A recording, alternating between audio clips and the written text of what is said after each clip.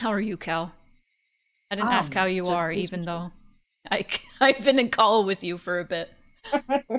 Just Just peachy peachy. keen. Wow. Amazing. That reminds me Okay. of my favorite poem. Your favorite poem? Yes.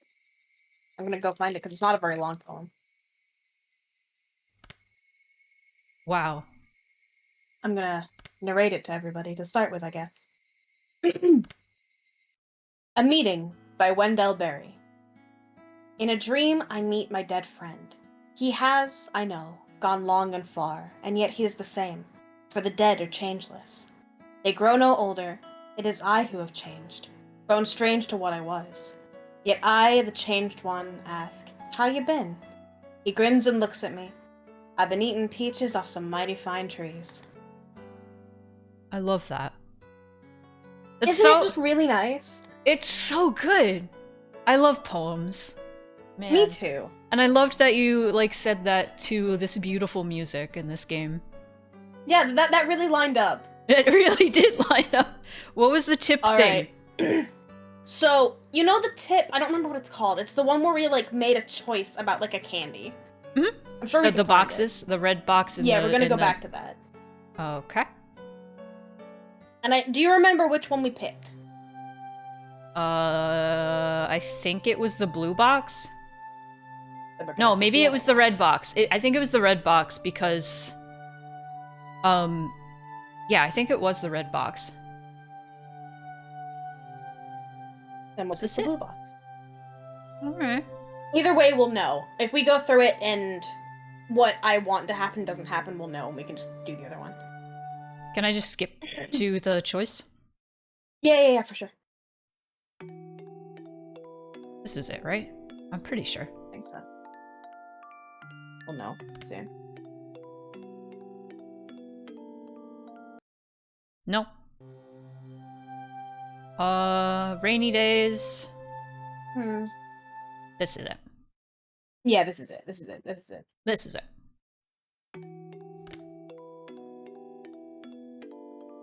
Okay. So open the blue box. Mm-hmm. You want to read Have for you this thought one? about it? In the end, you chose this color, didn't you? As soon as you chose, the other box disappeared. So you can give up on the contents of that one, okay? That's the rule. Now, open the box you chose. Inside the box there was a stick of chewing gum. Right now you're thinking, that's it? That's right. The contents of the red box and the blue box were a piece of caramel and a stick of chewing gum. You might have thought you made the wrong choice before, but now seeing them together like this, you can't really say that either choice was the wrong one. Well, I guess everybody has their personal preferences. If you prefer caramel to gum, for example, you're definitely thinking of choosing to open the other box again based on that preference. The clear choices you wanted were basically this. The selfish desire to open up both boxes and compare the contents, then pick the one that most suited to you. So the game remembers that you opened the other box already. It does. I see. I see. That's sneaky. I've used that before. That's some persistent data bullshit. But you see, reality is the same as this game. If you pick one, the one you didn't choose disappears. So there's no way you could check the result. If at that time, if you had done this, or perhaps if you had done that, then it wouldn't be hard to imagine that you could be happier, or perhaps less happy, than you are right now. In the end, you only have the pleasure of approving of or being disappointed by the choice that you did make. But that's fine. After all, didn't you enjoy the thrill of making the choice? If, like now, you knew the contents of both boxes, then the choice between the red box or the blue box would just be a waste of time. Because instead of this boring game about boxes, you could be looking at the quickly changing evening summer sky, listening for the distant sound of thunder, and pondering if it's going to rain or not. That would be much more fun. Undertale ain't got shit on this game. This Nah. did come Okay. first. Here's the thing. a small rant. Just, it's not even that big of a rant. Undertale's great. It's a great game. It's fun. It's cute. It's fun. It does its job, etc. What big pet peeve of mine is when people say how like original it is and how like, oh my god, nobody's ever done this before, like the little tricks with persistent data that this game just used. And it's not, honestly, it's baked into like most like it's baked into Ren'Py. It's really easy to use persistent data. Persistent data is stuff like the game remembering that you already played through the game before. So that's how the skip button worked.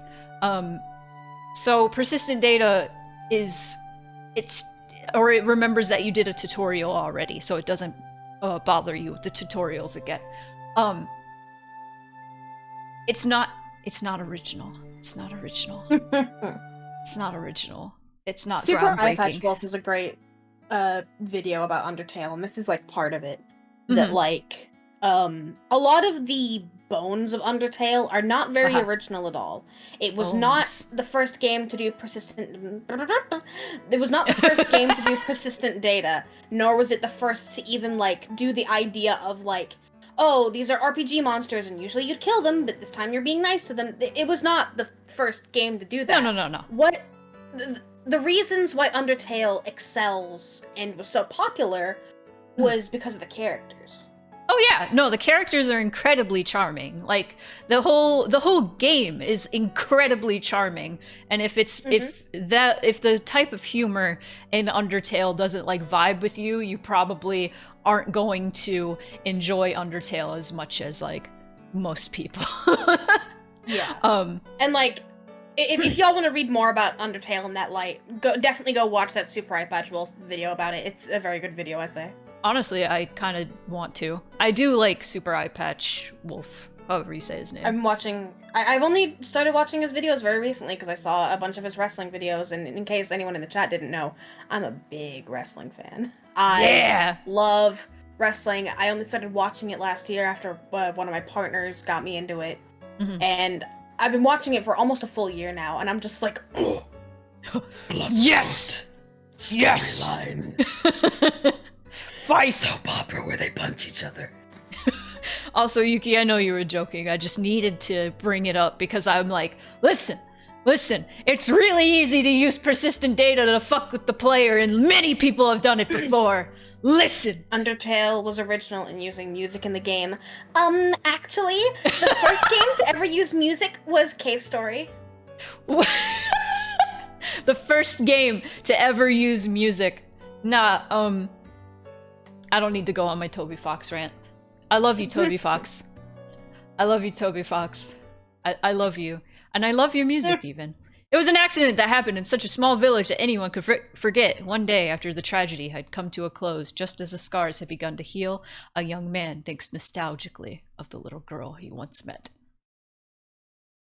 The words he couldn't ask that day, the promise he couldn't fulfill that day, those regrets and lamentations open the fate that was sealed and become a single hope. Matsubushi.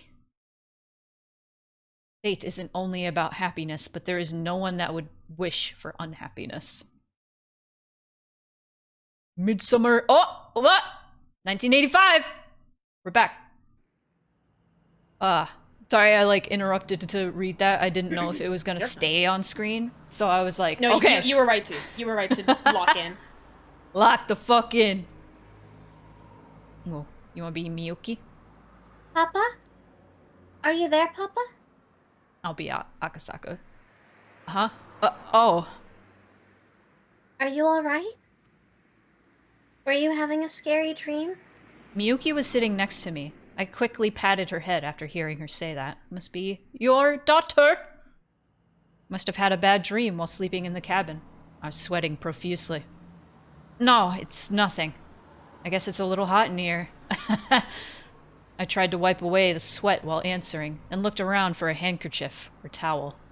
And then, a cold drop ran down my forehead. Miyuki turned to me and smiled, then wiped my face with the towel she received at takeoff. Thanks, Miyuki. Of course. Thanks to her, I was finally able to shake off my slumber, so I got up from the aisle seat and looked out the window. I wrapped my arms around Miyuki in the window seat and listened to the noise as the land and sea blew past us before our eyes. Wow, it's Hokkaido. Hokkaido is so big. And then the plane gently turned before entering the airport runway. Arriving at the lobby, I glanced around, looking for Oishi, and was met with a familiar gruff voice calling out to me. Akasaka-san! How many years has it been? It's been a while, hasn't it? Oishi-san! It really has been a long time.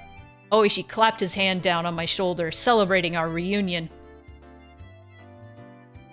Akasaka-san, you're looking pretty good. You look like a bona fide frontline investigator now. Is that how you say that? I thought it was bona fide. It's absolutely bona fide, but I have a...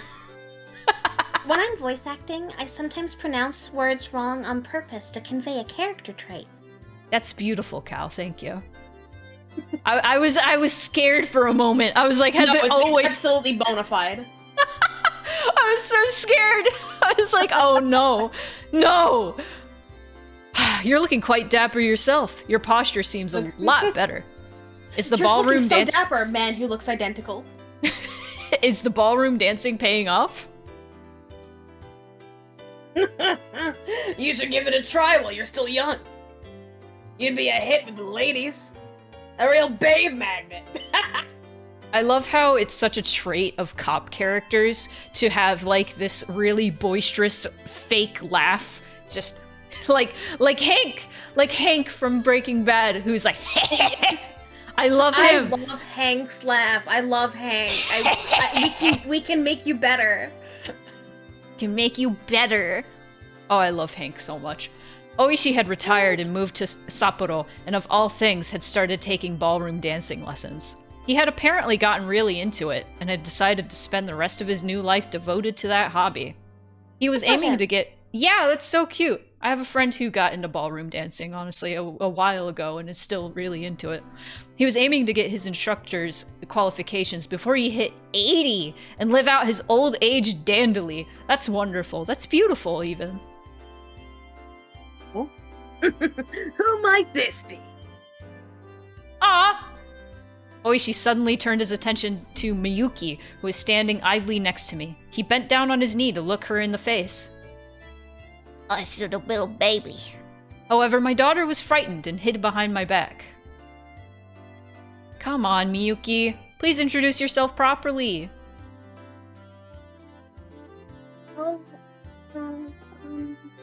She was staring at Oishi with a dubious expression while tugging at the hem of my shirt. She's usually not this shy. I wonder what's wrong. You can smell cock from a mile away. Sorry about that. She's usually not like this. Fun fact that I'm happy to tell you because it holds no relevance to the story at large. Miyuki is one of the protagonists of the gacha game. Oh, beautiful. Wonderful. Oh no, it's no problem. This old man just has a scary face. If you don't mind, could you tell me your name? I'm Miyuki Akasaka. I'm 7 years old. Nice to meet you. Great! That was a good introduction! I'd expect no less from Akasaka-san's daughter! Oishi gently stroked Miyuki's head and smiled as though she were his own grandchild.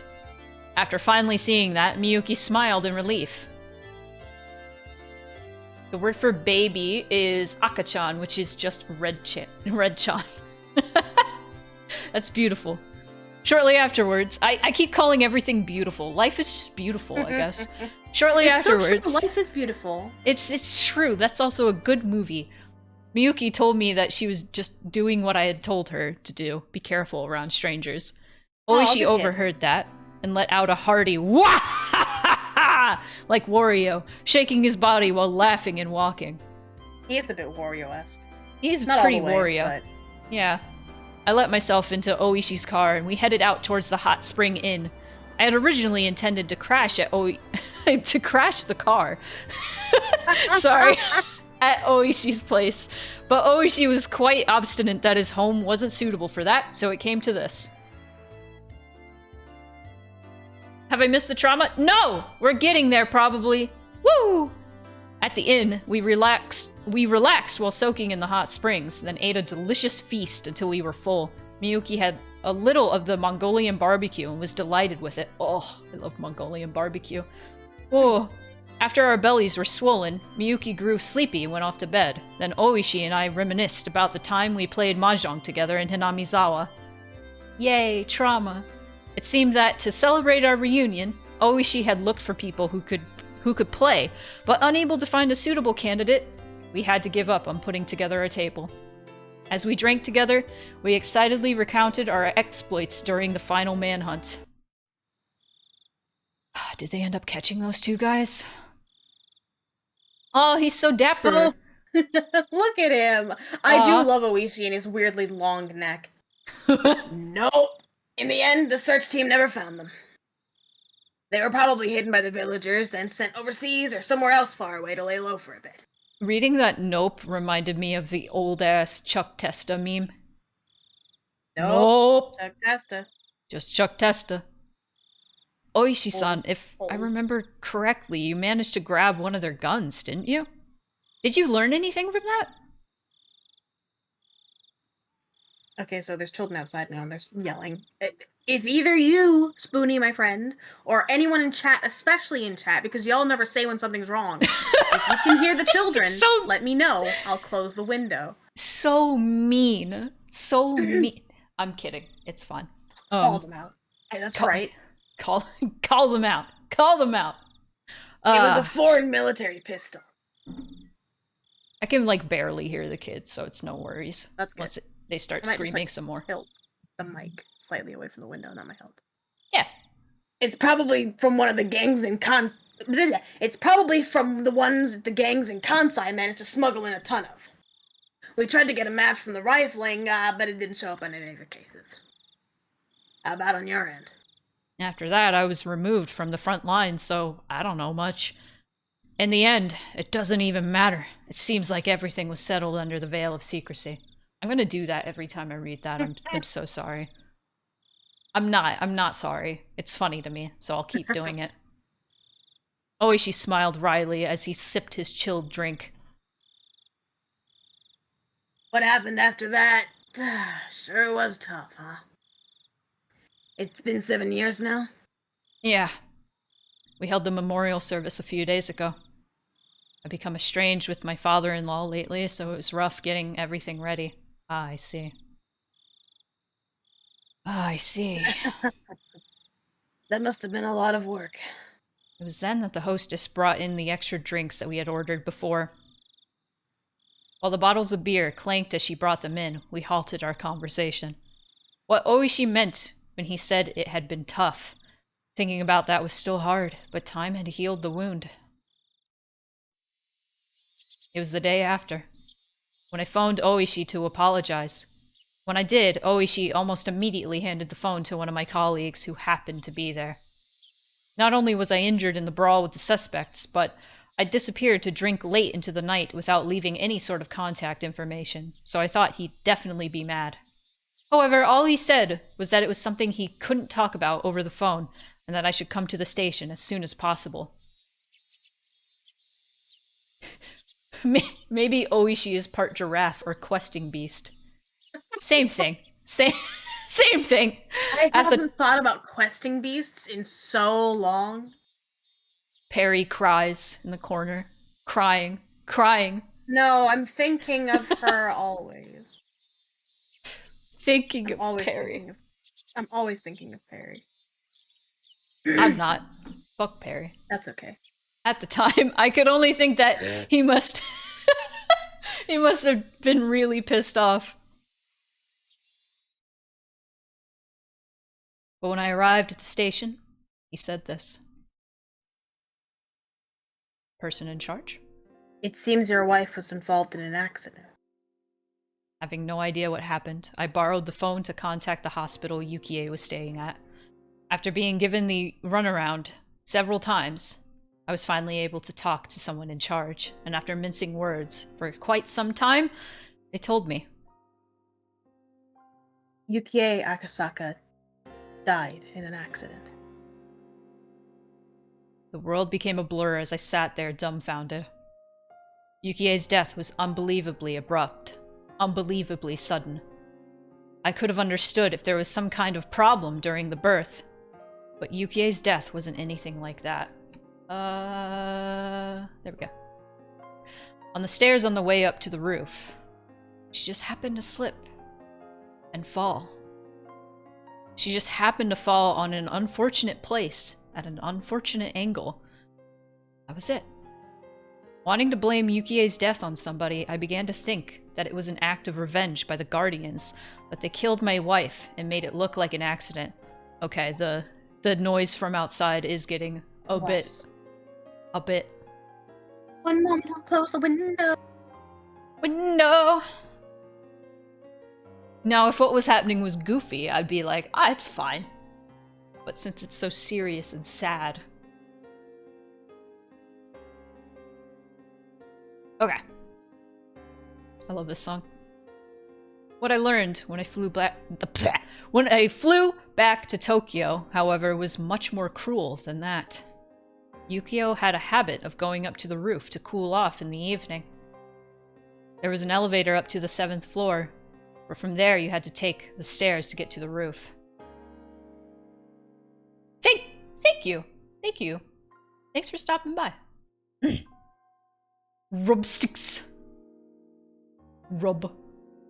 I'll just call you Rub. Even late in her pregnancy, when the evening came, she would always head up there. Her father had always said for her not to push herself. Hello. But Yukio? I keep calling her Yukio. Yukio. Yukie insisted that until the time she had no choice but to stay in bed, she should be allowed to do as she wished. Hello, Speedy. However, I had never once seen Yukie go up to the roof. I only heard that from her father and the nurses. That was because whenever I visited her, she would spend that time with me instead. I heard the reason why Yukie went up to the roof from a nurse she had become friendly with.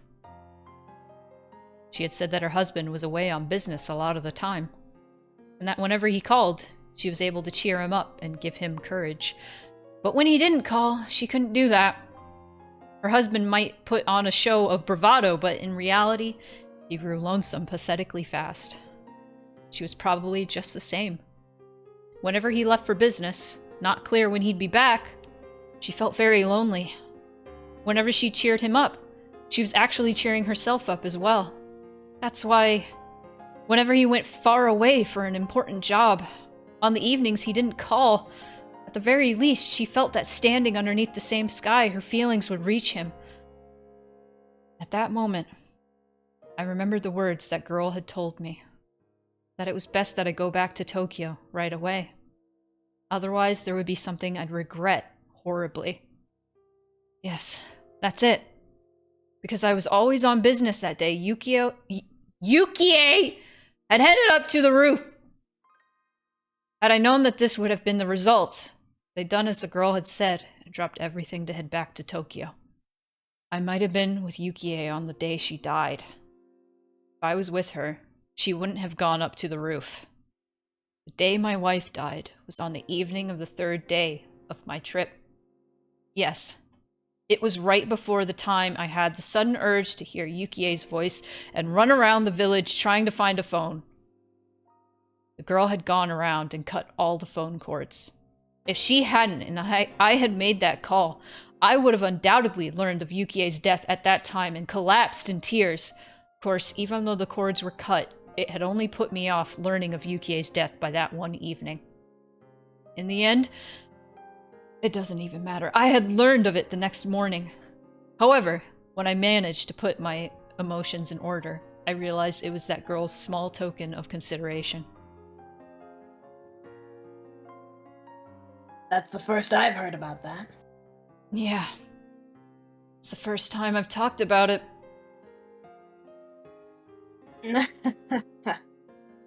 Could it have been a coincidence? She doesn't have any special powers. Aren't you the one who told me, Oishi-san? That she might be the reincarnation of the god called Oyashiro-sama? Well, yeah. The old folks in the village believed that Rika Furude had divine powers. Divine powers. Oishi had originally said it as a kind of joke, but realizing that I was serious, he slumped his shoulders. I don't know if it's the truth or not. They said she did things like prophesy of the future, or talk about things she should have no way of knowing. That she was clairvoyant, that it was divine revelation. Well, all sorts of things. Of course, they couldn't give specific examples, though. She prophesied Yukie's accident. Oishi tried to laugh it off, but out of respect to my deceased wife, he kept it restrained. Does that mean an active and capable investigator from the Metropolitan Police Department believes in divine powers and curses? Having him say that so bluntly, I couldn't respond. Of course I had no intention of believing such odd things, but he could only say that because he didn't know what I did. Since I met that other girl who both was and wasn't Rika Furude, I couldn't deny the existence of any otherworldly entity. Of course I can't deny that it might not have been prescience. Prescience? I think that's how you say that. But rather a warning. Not prescience, but a warning.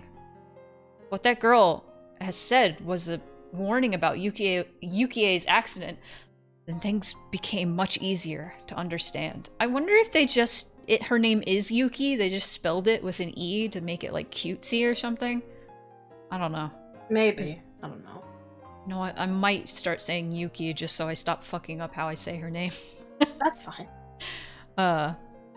Basically, the line of thinking became that it was a threat, because I didn't go back to Tokyo. My wife was killed in a way that made it look like an accident. Not satisfied with the investigation into your wife's accident? Of course, I suspected foul play. I pored over the results and even carried out my own personal investigation. There weren't any witnesses to Yuki's fall.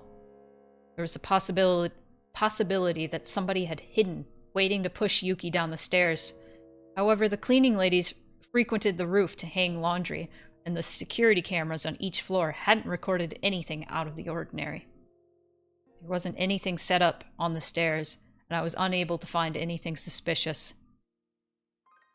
In the end, it doesn't even fucking matter. Even after my personal investigation, I can't think that anything else happened other than a simple accident.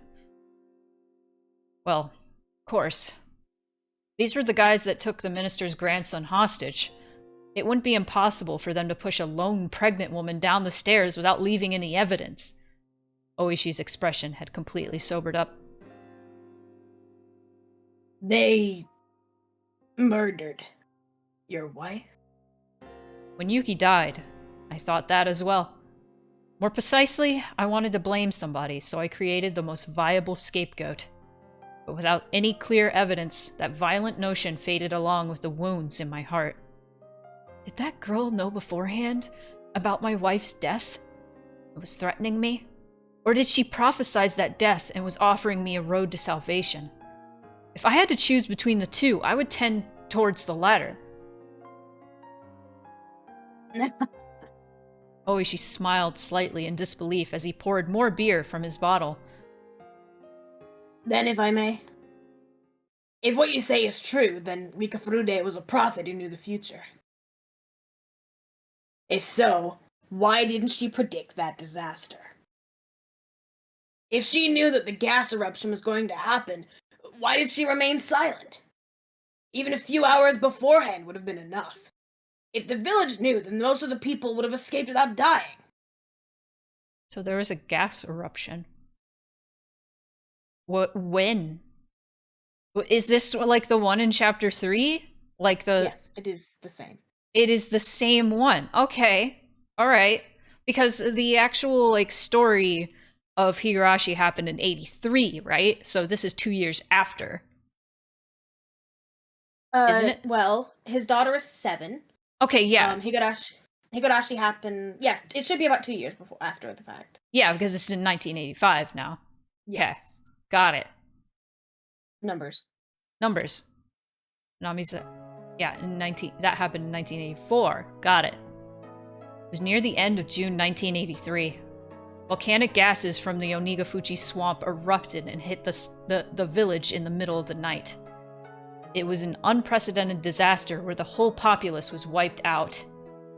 It caused a wave of panic about volcanic gas across the country, causing people to overreact over any reports of odd smells.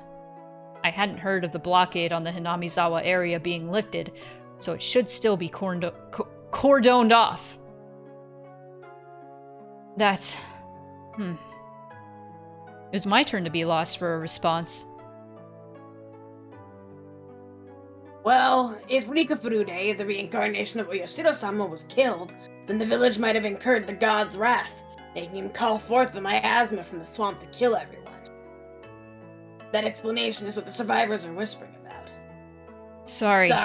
Oh, they're both great. Fuck. That's me. Sorry. Oh, Ishii-san.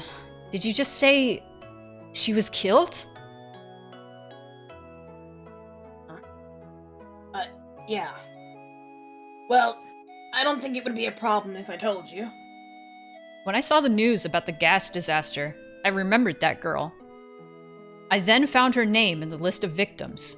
That's why, at the time, I thought her own death she had predicted was due to the gas. It was after that I learned from the tabloids of the series of mysterious deaths in Hinamizawa during the 5 years leading up to the disaster that became known as the Curse of Oyashiro-sama. What are these noises in this song? And that string of mysterious deaths lined up exactly with what that girl had predicted, so I'd always thought to ask Oishi about it, as he had been involved in the investigation. That's right. That was the reason for our reunion. But right now, Oishi had said, Rika Furude didn't die in the disaster, but was killed? Can I ask you about the last year of the curse? I may be retired, but I still have to keep things confidential, you know. Excuse me, madam? Do you have anything cold that's brewed locally? High grade, if there is. Give me that good shit. I'll leave the selection to you. Give me something hard, as Cloud Strife would say. Oh my, I didn't mean it that way. Oishi laughed loudly, not wholly unsatisfied, and stopped the hostess to tell her that the cheap booze was fine. I know as much as was written in those magazines, but I don't know anything about the curse that happened the year of the disaster. Because the entire area around Hinamizawa was sealed off, you see. There wasn't much of an investigation that could be done on the last year of the curse. Even if after several years the quarantine is lifted, the villages are mostly dead, and what few survivors there were mostly went to stay with relatives, their whereabouts mostly unknown. It's a complete dead end. Oishi seemed to postulate to himself as he stared at the ceiling, as if trying to work out a memory from the rusty cogs in his head. And then he said in a completely sober voice, The magazines made it seem like the curse of the 5th year was that disaster. But the actual curse really happened on the day of the Watanagashi festival. A photographer by the name of Jiro Tomatake. He was the victim. Oishi gestured about how the victim tore out his own throat with his fingernails as he talked. And the burnt corpse of the woman Tomatake was in a relationship with was found in the mountains in Gifu. The Gifu prefectural police weren't very cooperative, so I don't know much about it, though. There were 2 victims in one night? Actually, see, it wasn't just those 2. You see, the next day, Kumagai-kun, one of my subordinates, disappeared along with his car in the middle of the investigation. I can't remember if we knew about that in the last chapter. We did not. Ah. Kumagai was a younger detective that was going to be partnered with Oishi after we first met. He was going around the village to question people about the incident with Tomatake. He might have gotten caught up in something. If he was with me, he might have been safe. Even now, it still stings. That day, for some reason, I did a real number on my stomach. I had to pass on going around outside. He got too close to the truth and was made to disappear. That's what I think. Kuma-chan was young and had a promising future ahead of him, but he still didn't have enough experience on the scene. He wasn't used to dealing with any complications. Oishi lamented the fact he wasn't with his subordinate that day. And then, the next day, see? You know him as well, Akasaka-san. You know Dr. Iriye.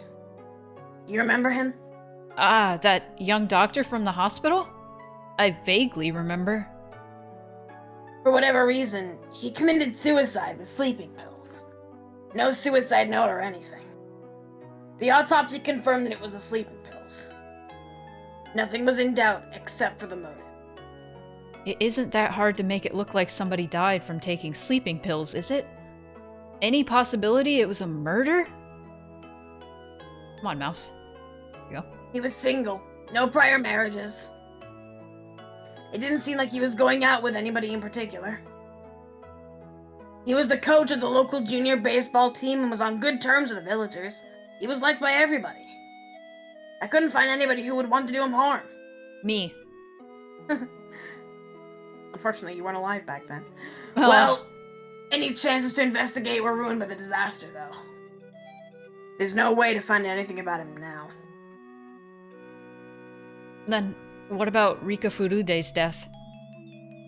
It was that day.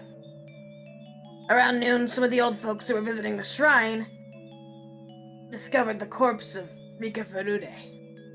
Murder? Before we continue, you should probably stop eating that squid somen. I did not read Somen. That bad? Oishi nodded firmly. I'm sorry, I am a silly little guy that can't stop making jokes even during serious You're fine. moments.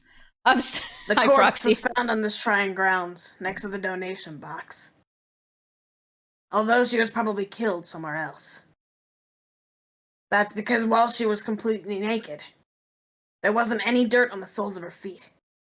Any sign it was some sort of sexual assault? According to the autopsy, there wasn't any indication of that. What we know is that she was rendered unconscious by some sort of drug, carried to that place, then had her abdomen sliced wide open. Her organs were deliberately removed and scattered about. Unconscious? Then she wasn't cut open after her death? That's horrible. That girl's prediction was right on the mark. I'm pretty sure she was more detailed about the other deaths than that led up to her own. For example, I think she said that the housewife that was beaten to death on the 4th year had her head split open. Then in that case, did she know that her own death would be so terrible? There must have been some moments where she wanted to doubt the validity of her own predictions. But as people died exactly as prophesized, as the years passed, that prophecy would only come closer to fruition. And then, facing the final year, unable to struggle against her own destiny, her all-too-young life was snuffed out. And in such a cruel way. Knowing that her days were numbered and unable to fight the tide of events heralding her end, my heart ached at her helplessness. About the way she died. It seemed like it wasn't just somebody's sick tastes. What I'm saying is, I've told you before about how Hinamizawa used to be home to demons, didn't I?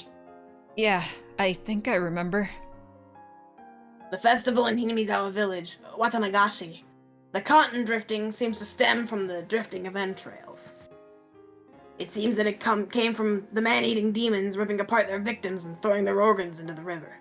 In other words, in Hinamizawa, pulling out entrails had some sort of religious meaning? Well, this is according to the old tales in Hinamizawa, you see. To act as an arbitrator so that the humans and the man-eating demons could live together peacefully, a god known as Oyashiro-sama descended from the heavens.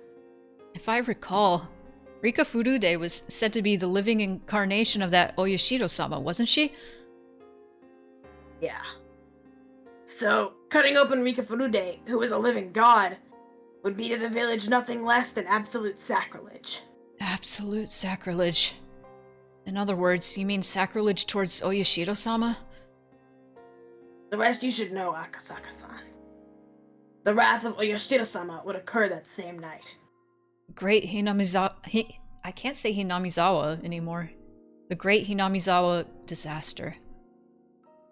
Official explanation was that some swamp upstream erupted with toxic volcanic gas, which enveloped the village.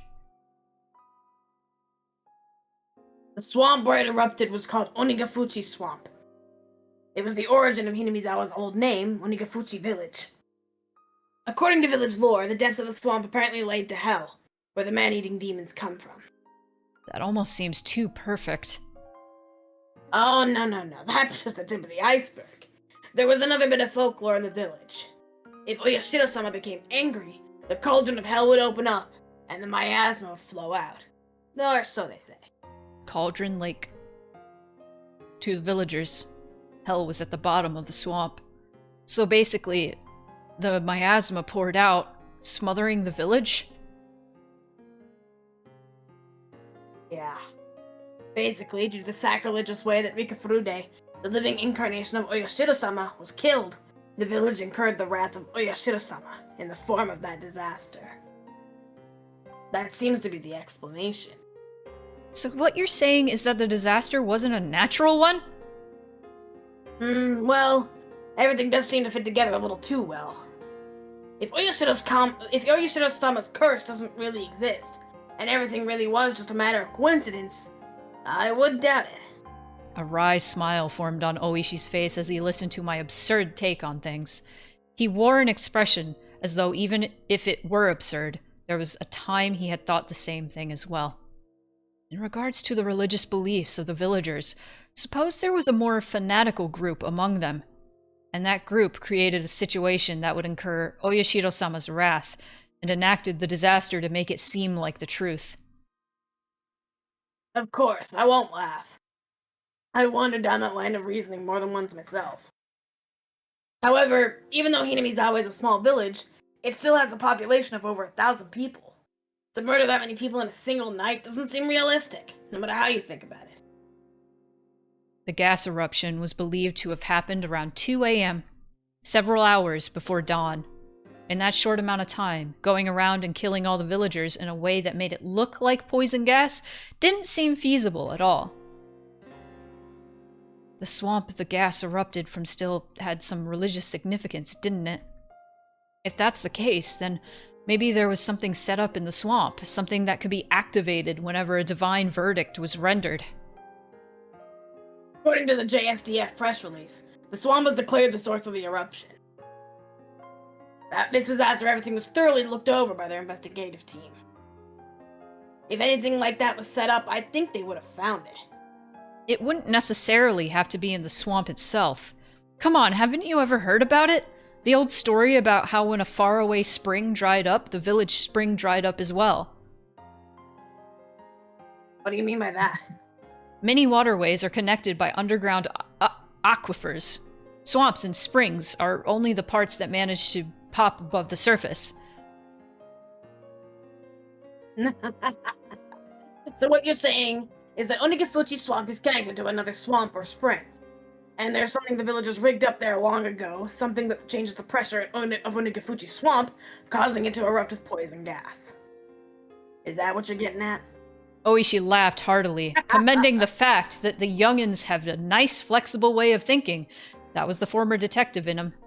Even though it was a hypothesis that he didn't come up with, he still had the presence of mind to not dismiss it right away. That's an interesting theory. If that proves to be true, then it would be, unprecedentedly, the largest mass murder in the history of Japan. Once the quarantine on Hinamizawa village is lifted, I think it should definitely be investigated. Oishi-san, do you still have any connections with the ex-prefectural police? Somewhat. I'm an honorary advisor for their judo classes, so even now I pop by during summer training camps and such. I don't know when the quarantine on Hinamizawa Village will be lifted, but please, let me help investigate. Got it. Oishi-san, how do you feel about the string of mysterious deaths in Hinamizawa they call the curse of Oyashiro-sama? At the time, the villagers were putting a lot of pressure on the station. The official stance on things was that the cases were unrelated. That each case was separate, each with its own resolution. That couldn't be. Even though it was blatantly obvious that the cases were connected based on the village's religious beliefs? Akasaka-san, we can only say that now because the village's because of the rather grandiose way things ended after 5 years. At that time, these coincidental incidents just happened to coincidentally occur on the day of Watanagashi. Just it would be nice if nothing happened this year kind of feel to it. Coincidence? The girl predicted everything from the beginning. Bro? Rika Furude!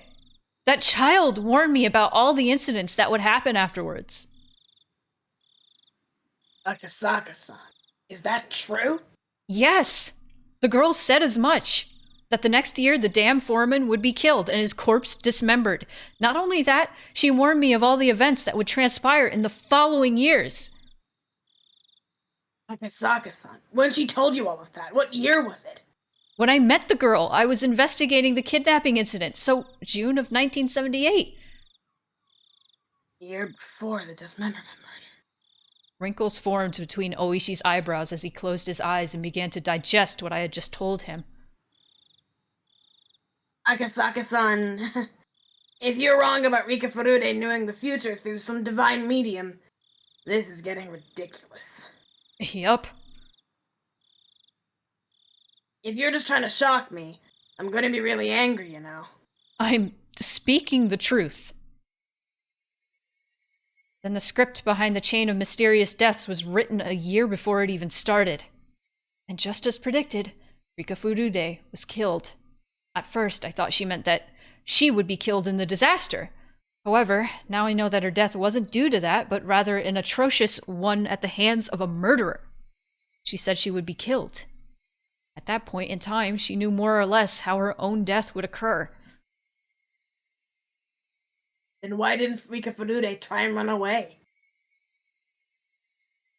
Even if her death was already spelled out for her. Knowing that, she still had a grace period of several years, didn't she? She had plenty of time to try and run away, or consult the police. Why did she just accept her death with no resistance? Good morning, Corgi. Hello. I don't know. Even though Rika Furude was doted upon by the older folks in the village, you see, after she lost her parents, she had no living relatives, and lived a fairly solitary life other than hanging around with some close friends. It might have been that she didn't have any power to fight, or anybody to rely on. She must have tried signaling somebody for help in regards to her own death, though. You know very well that the village and the police weren't very amicable with one another, Akasaka-san. At the very least, I never heard anything about Rika Furude seeking protection from anybody. Thanks for snoozing that ad. You're welcome. Yeah. Or it could be that she simply resigned herself to being a religious sacrifice. Mort is turned off right now, silly. Yeah, It could you have been wasted something your like that. points. There's no way that was the case. I spoke decisively. At that time, she said it. She had definitely said that she wanted to live happily, that she wanted to spend her time surrounded by her dear friends. She hadn't given up on life. She had hoped to keep on living. At that moment, I became dumbstruck.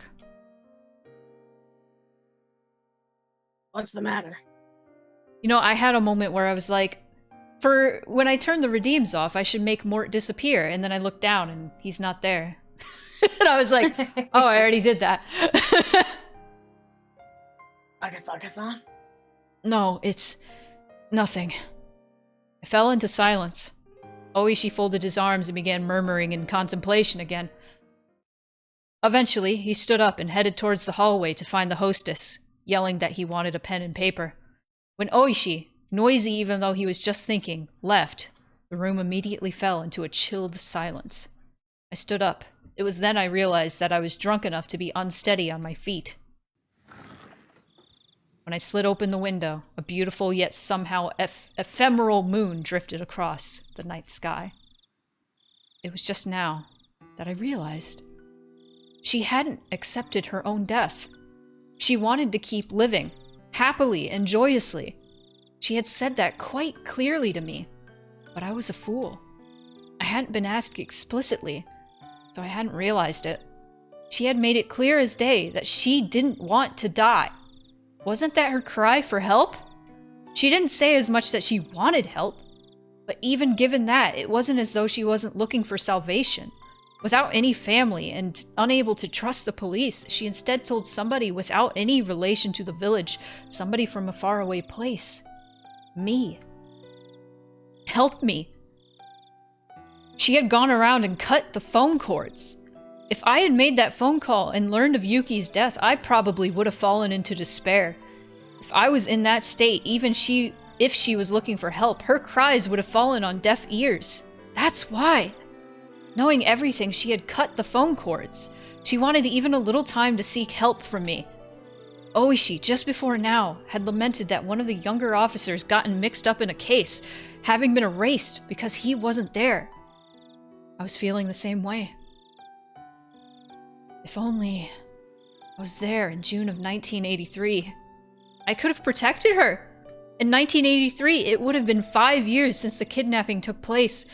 While raising the only daughter Yuki had left me, putting all my youth and passion into my work, honing my wits and courage, wrestling with difficult cases, nothing like my failings during the kidnapping incident would have occurred. I wouldn't have been slow to react in a one-on-one fight, and by that point I jumped into foreign mafia-run gambling parlors where I learned to deal with automatic weapons, let alone handguns. I had grown so much that in 1983 I couldn't have been compared to how I was in 1978. That's why, if I was by her side, I should have been able to save her life. No matter what conspiracy or foul plots drew near, I definitely would have protected her. She, even though sounding resigned, should have still been able to ask me for help. I just didn't realize it. I couldn't realize it. Just as I wouldn't have realized it if I was told of Yuki's accident, I wasn't able to realize it. I wanted to cry.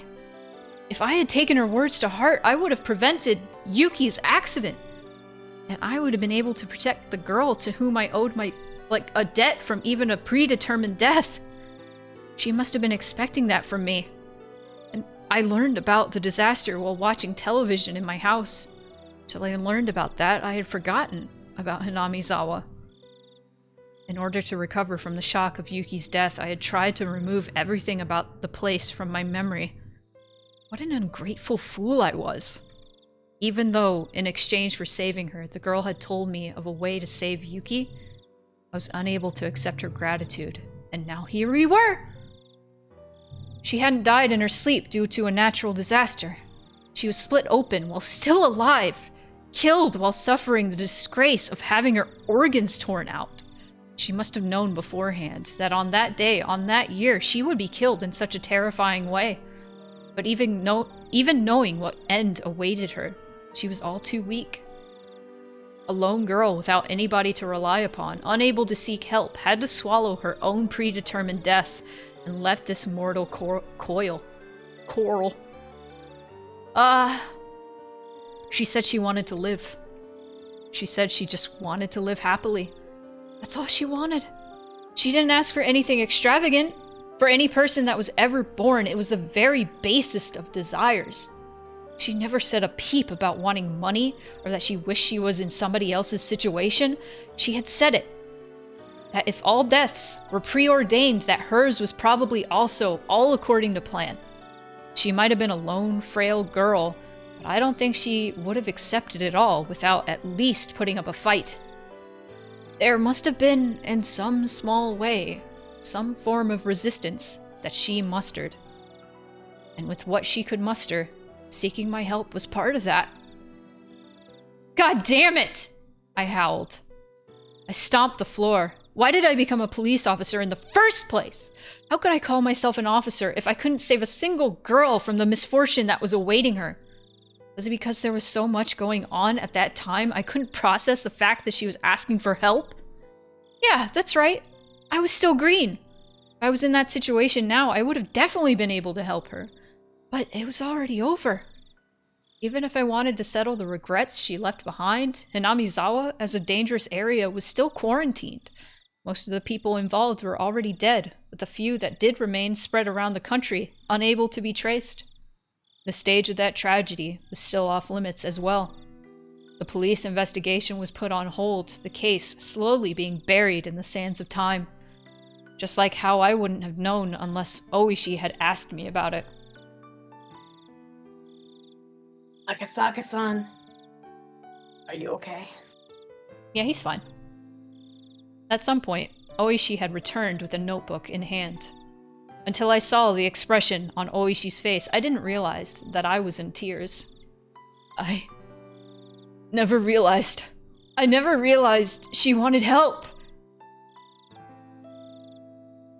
Akasaka-san, calm down. But it's all too late now. She was killed in such an atrocious manner. She was counting on me, but I couldn't save her. Hi, Spoony. Hi, Angel. I can't figure out a way to say your name weird, but it's very easy to say my name weird. Angel. Angel, like from Crisis Core. Angle. Also, hi, Yeah, that's a Olive. good one. Hi, Olive.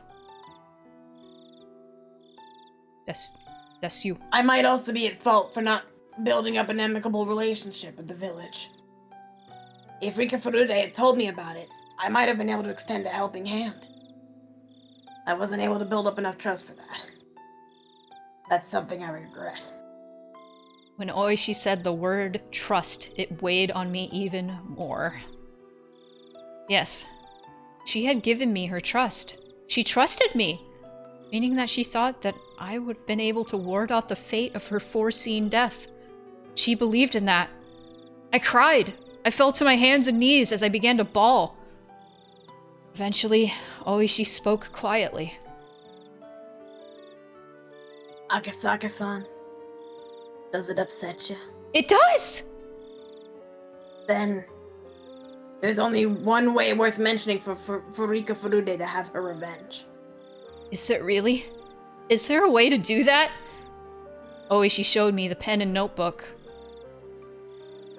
In order to properly mourn the death of Rika Furude, we have to at least find out the truth. The truth.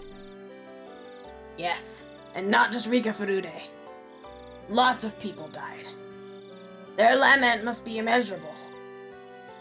But their deaths were left unsettled because of the disaster. And now we can't even investigate them as their memory fades into oblivion. Many people died.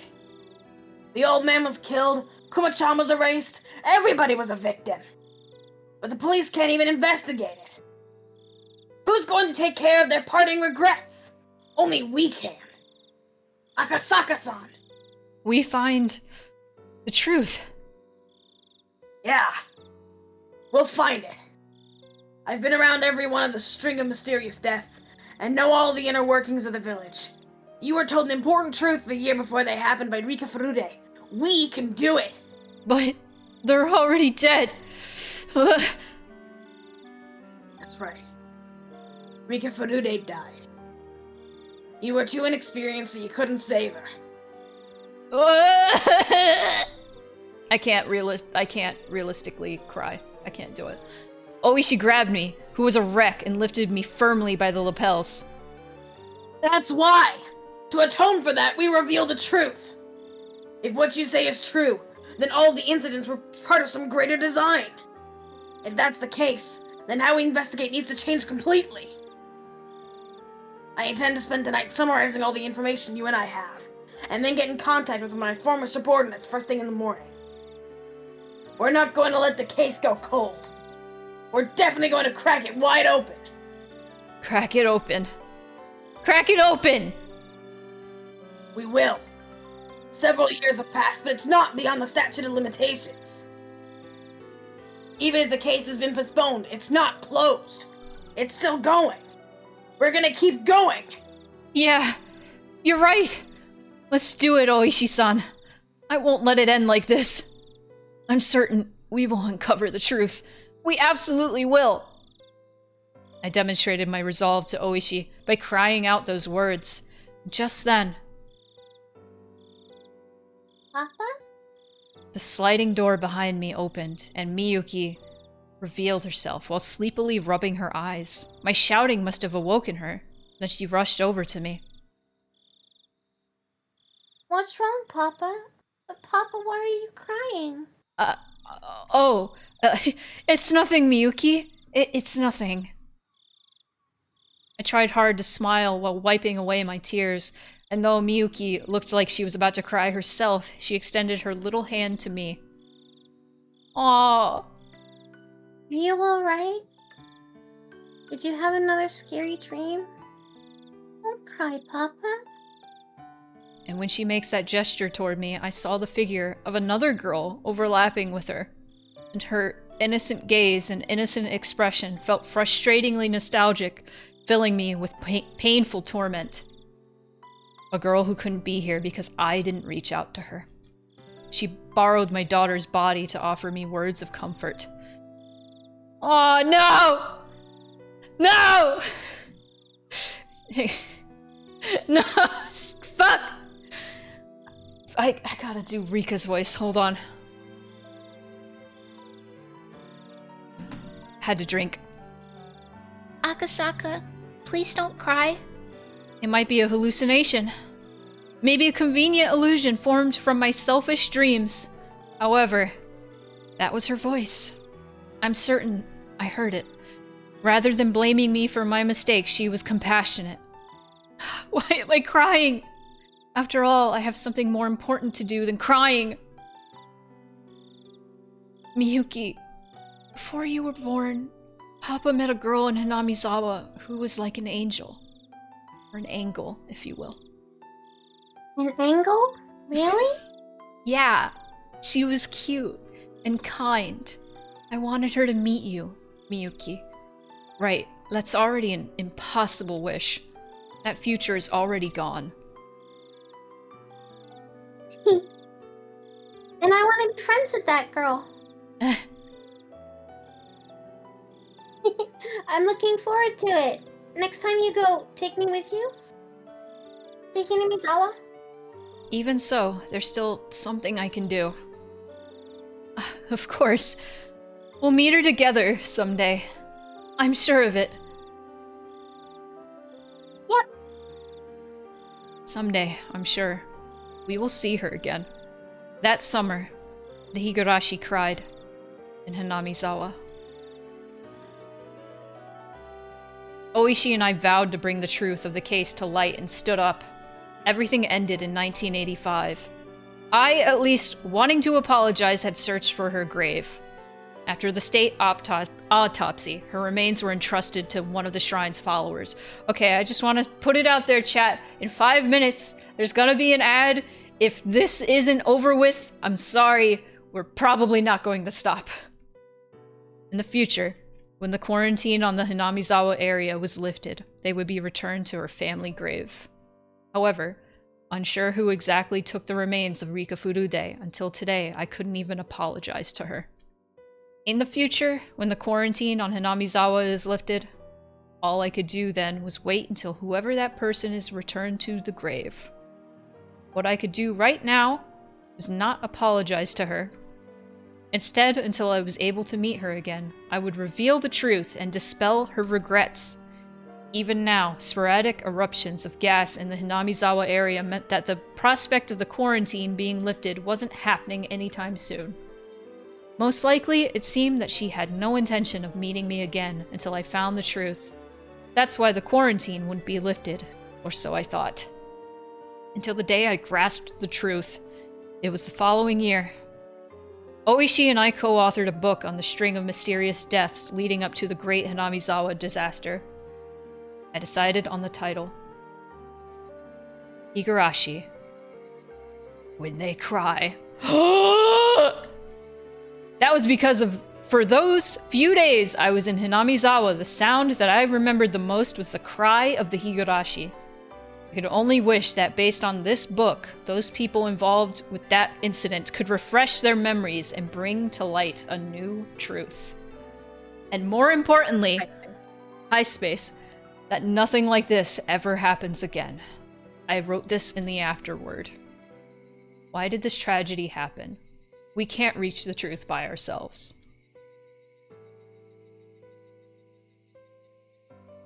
It's not letting me continue.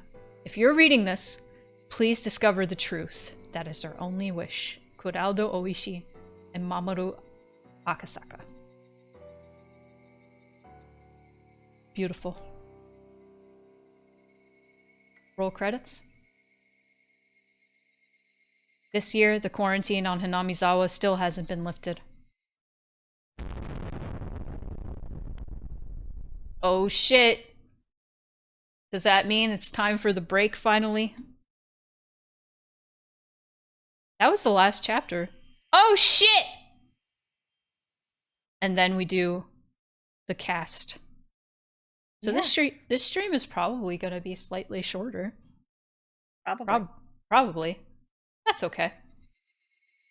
That's okay. I mean, we can have, that means we have more room to, you know, talk about shit. And I also want to address Gil's thing. So I don't know what's going to happen, but I'm going to predict Miyuki is going to become the next incarnation of Riko, or that Higurashi god, when they go to Hinamizawa.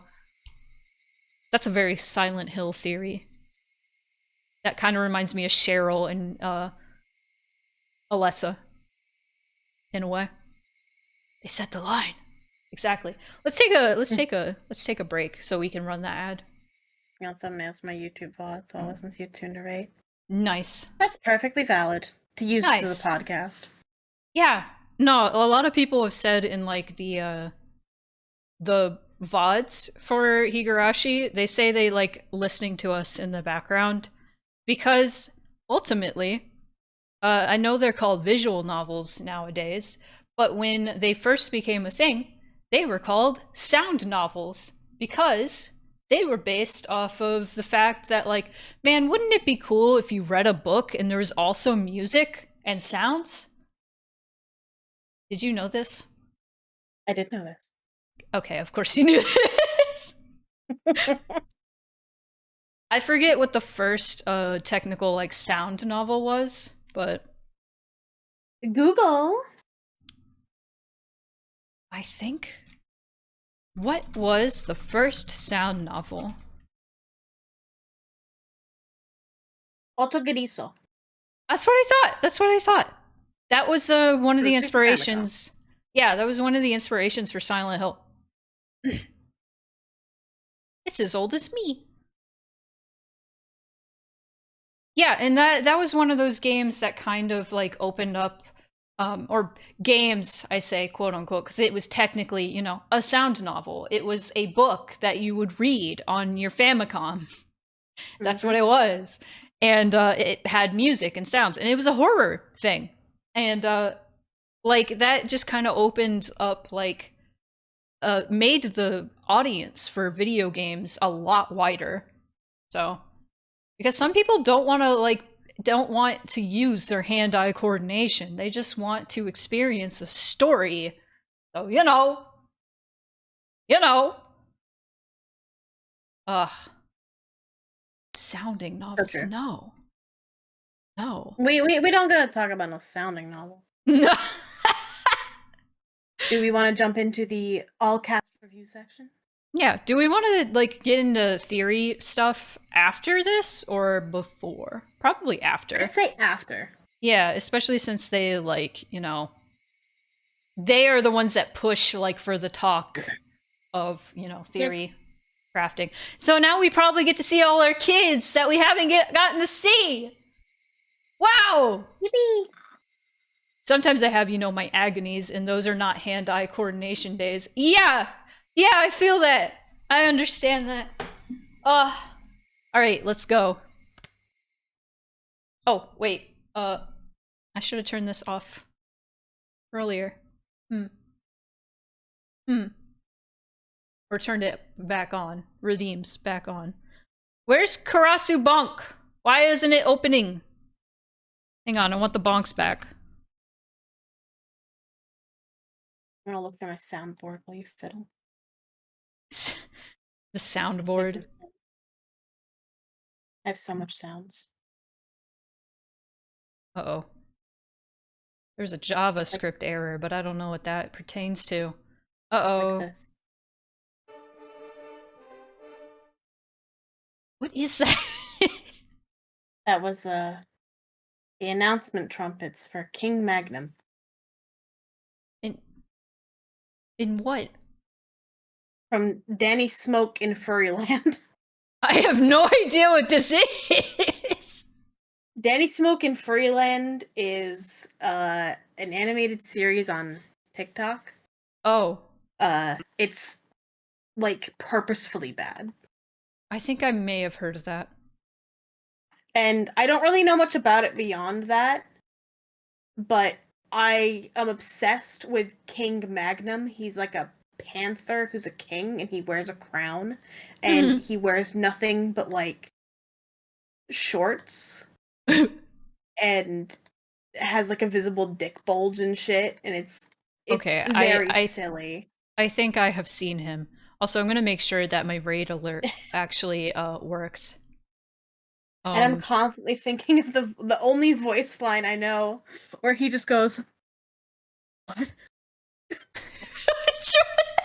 I don't know why that tickled me so much. Alright, I'll cast a review session. Are you ready to voice some girl? I'm So always ready to voice some girl. Baby girl. I say, are you ready to voice some girl? And this old man comes on screen. Wow. You can be a girl too. There's still time. Never too late. There's always still time. Go. Thank you very much for playing Higurashi When They Cry, Himatsubushi. It's me! My oh my. No matter what anybody else says, I was the star of the scenario this time.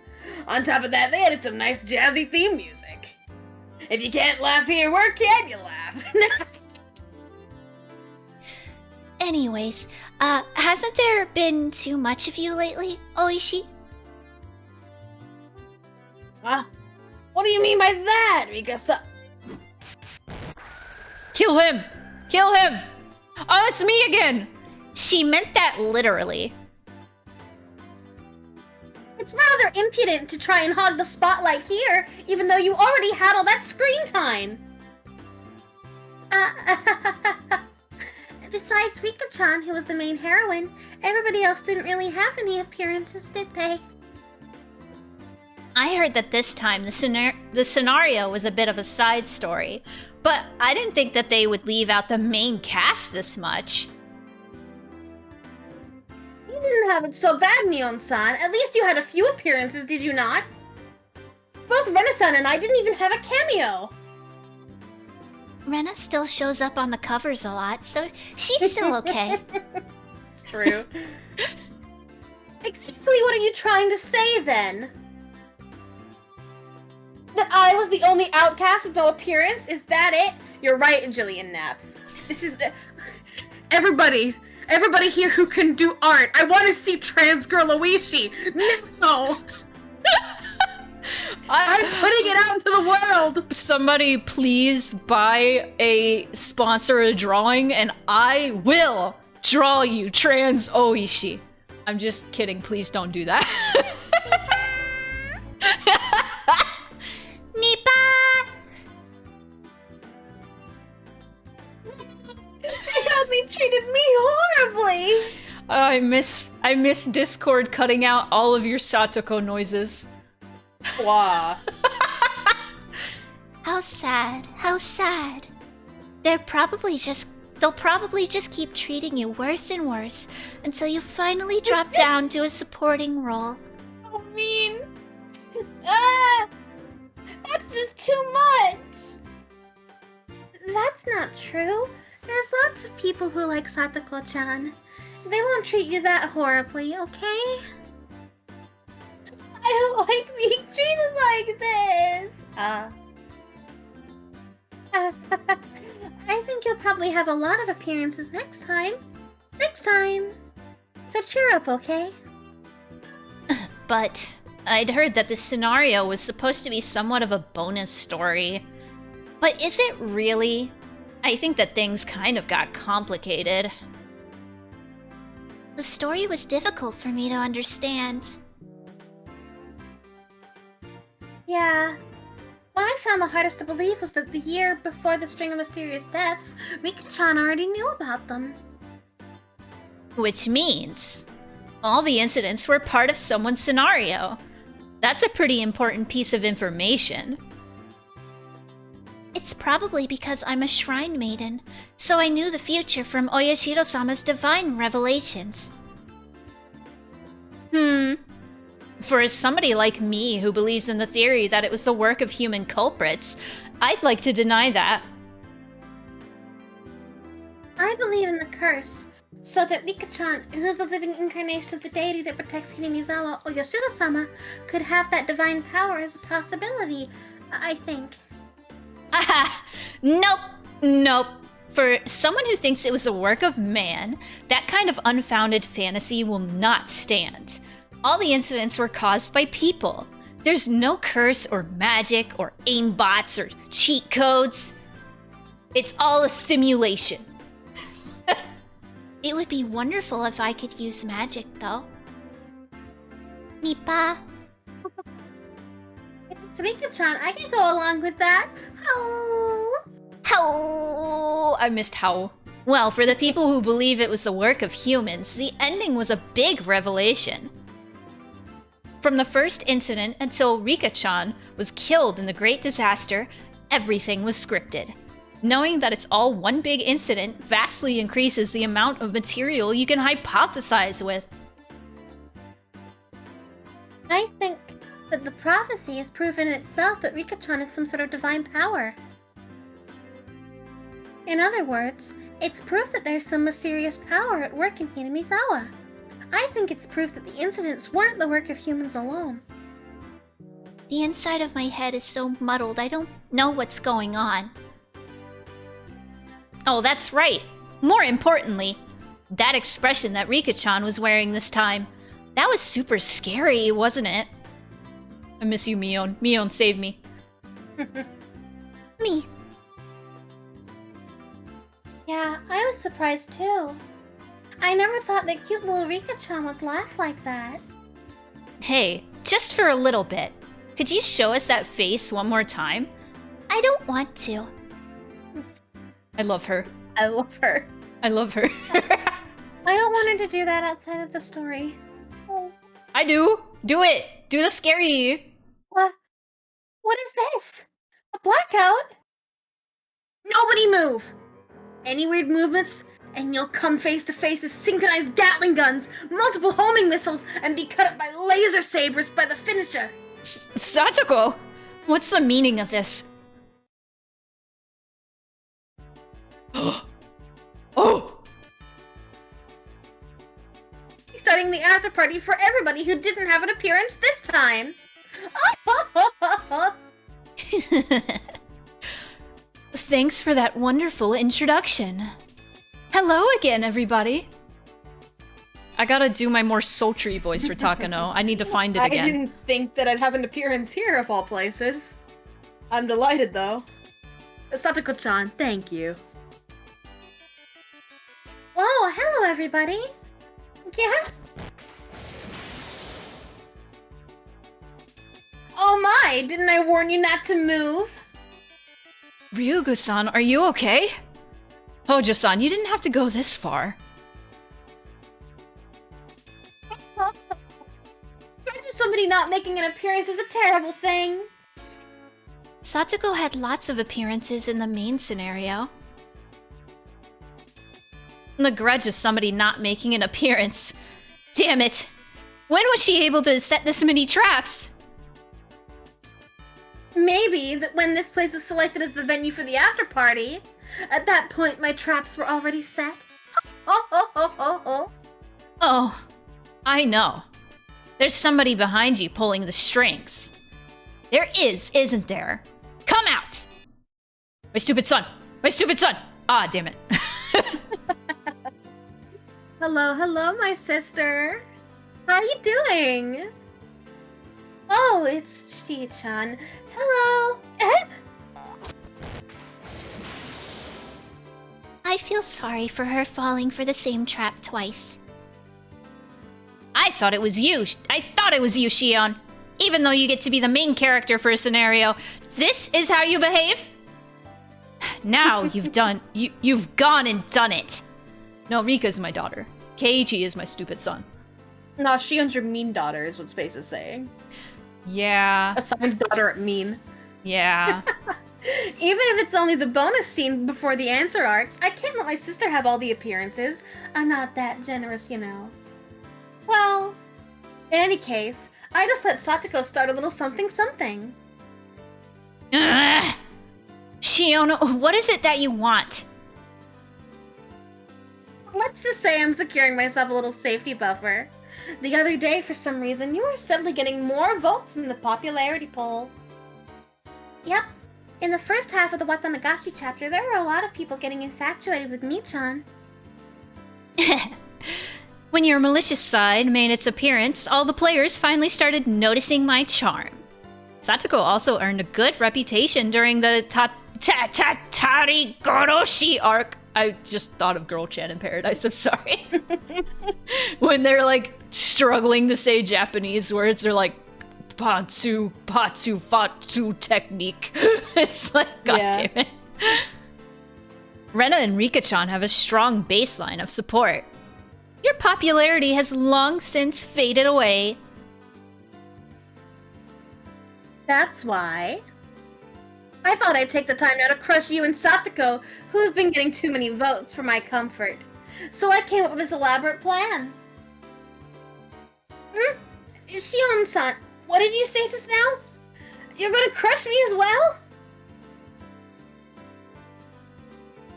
You're a little too slow to notice, aren't you, Shorty? Here you go. What? Kill her. Okay. She's dead. There are a lot of complaints I have about Higurashi. This part is always fun. I wish more VN said something like this. More media in general, honestly. I agree. I should do After something. parties are so much fun. I should do something like this for mixed feelings and mixed feelings too. Yes. 1.3 Goodbye, update. all you regulars. Hello to all you irregular folk. All the main characters are done for. I'm sorry. Hello to all you irregular folk. Hello to all the constipated people. Wow. Sorry. Bad joke. Shion-chan, you don't have to go that far, probably. Now, Jiro-san. It's interesting, so just let it be. The number of appearances for the both of us is going to go up, you know. Jiro-san, do you not like being by my side? That's not true. What? Takano is like the ara kind of girl, right? She is 100%. I gotta warm up for her voice by being like ara. Stop. I'm sorry. End it now. Ah! Chie-sensei, did Chi-chan pay you off too? I'm sorry, Ryugo-san. Shion-san said she would make me a new segment called Teach Me, Chie-sensei, starting from the next scenario, so I just... Well then, who should I dispose of next in a most embarrassing manner? Maybe Satoko, since she helped me set all this up? I won't allow that! Yeah! Oh, that's not me! I thought it was my stupid son! Yeah! Coach! You seem somehow reliable for once. Don't say pedophilic shit! Okay. Kyosuke Irie, shall not allow any aggression against Satoko-chan. I may also just be a supporting character, but don't think you can persuade me so easily! Oh? Then you're saying you want to withdraw from being the lead in Something that I am censoring, me censoring, that we planned on filming after this. Go. Shion-sama, I, Kyusuke Irie, shall follow you to the depths of hell! You're a fucking freak. Yes! Kill! I hate him so bad! Yes! He pisses me off. Okay, so we'll get into a bunch of Irie shit in, like, later chapters, and if you take the weird shit out, all of the shit surrounding him and his motivations is actually super fucking interesting. But you ruined him! You ruined a really interesting character by making him like this! Stop burying interesting characters under gross pedophile tropes. I'm sick of it. Stop it. Well then, with this, I'm holding all the cards. Even in this after-party scene, too. I'll have everything proceed as I see fit. We're missing somebody. Shion-sama, Ryugu-san isn't here. She escaped at some point. There she is. Rigo-san, didn't I just tell you you shouldn't move? Rena-chan, I won't do anything to hurt you, but it's easier if you don't resist. Sorry, but all this is really bizarre. What are you trying to do? The Miyakashi script? I see. You're planning to secure your role before any of your lines get cut, aren't you? Resistance is futile. Haha. Hitchhiker's Guide to the Galaxy. Rena-san, you should stop your pointless resistance and just come along peacefully. If you make me angry enough, then not only will you suffer, but so will my dear sister as well. You can't do anything just by getting your hands on the script.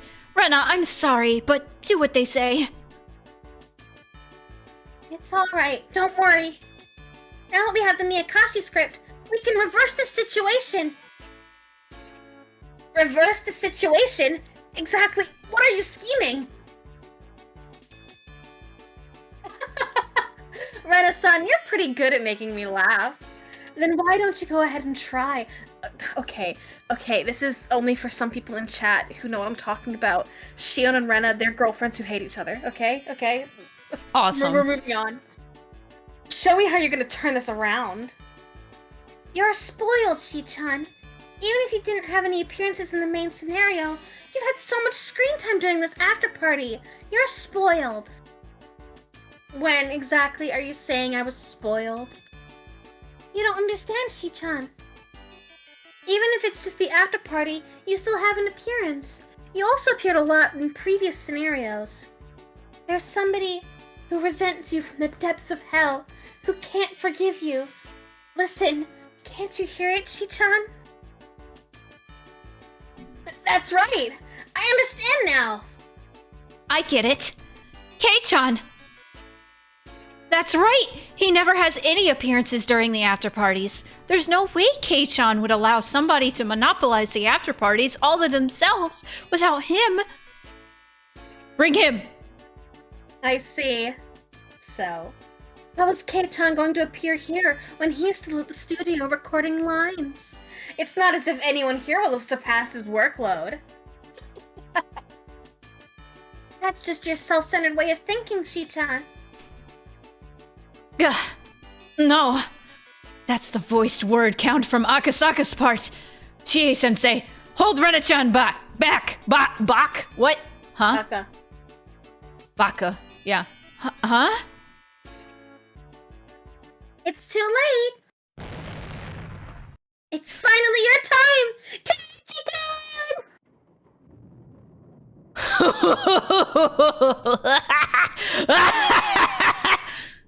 That voice is Kei-chan? No, wait. He's still supposed to be recording lines at the studio. You're right. I was until just now.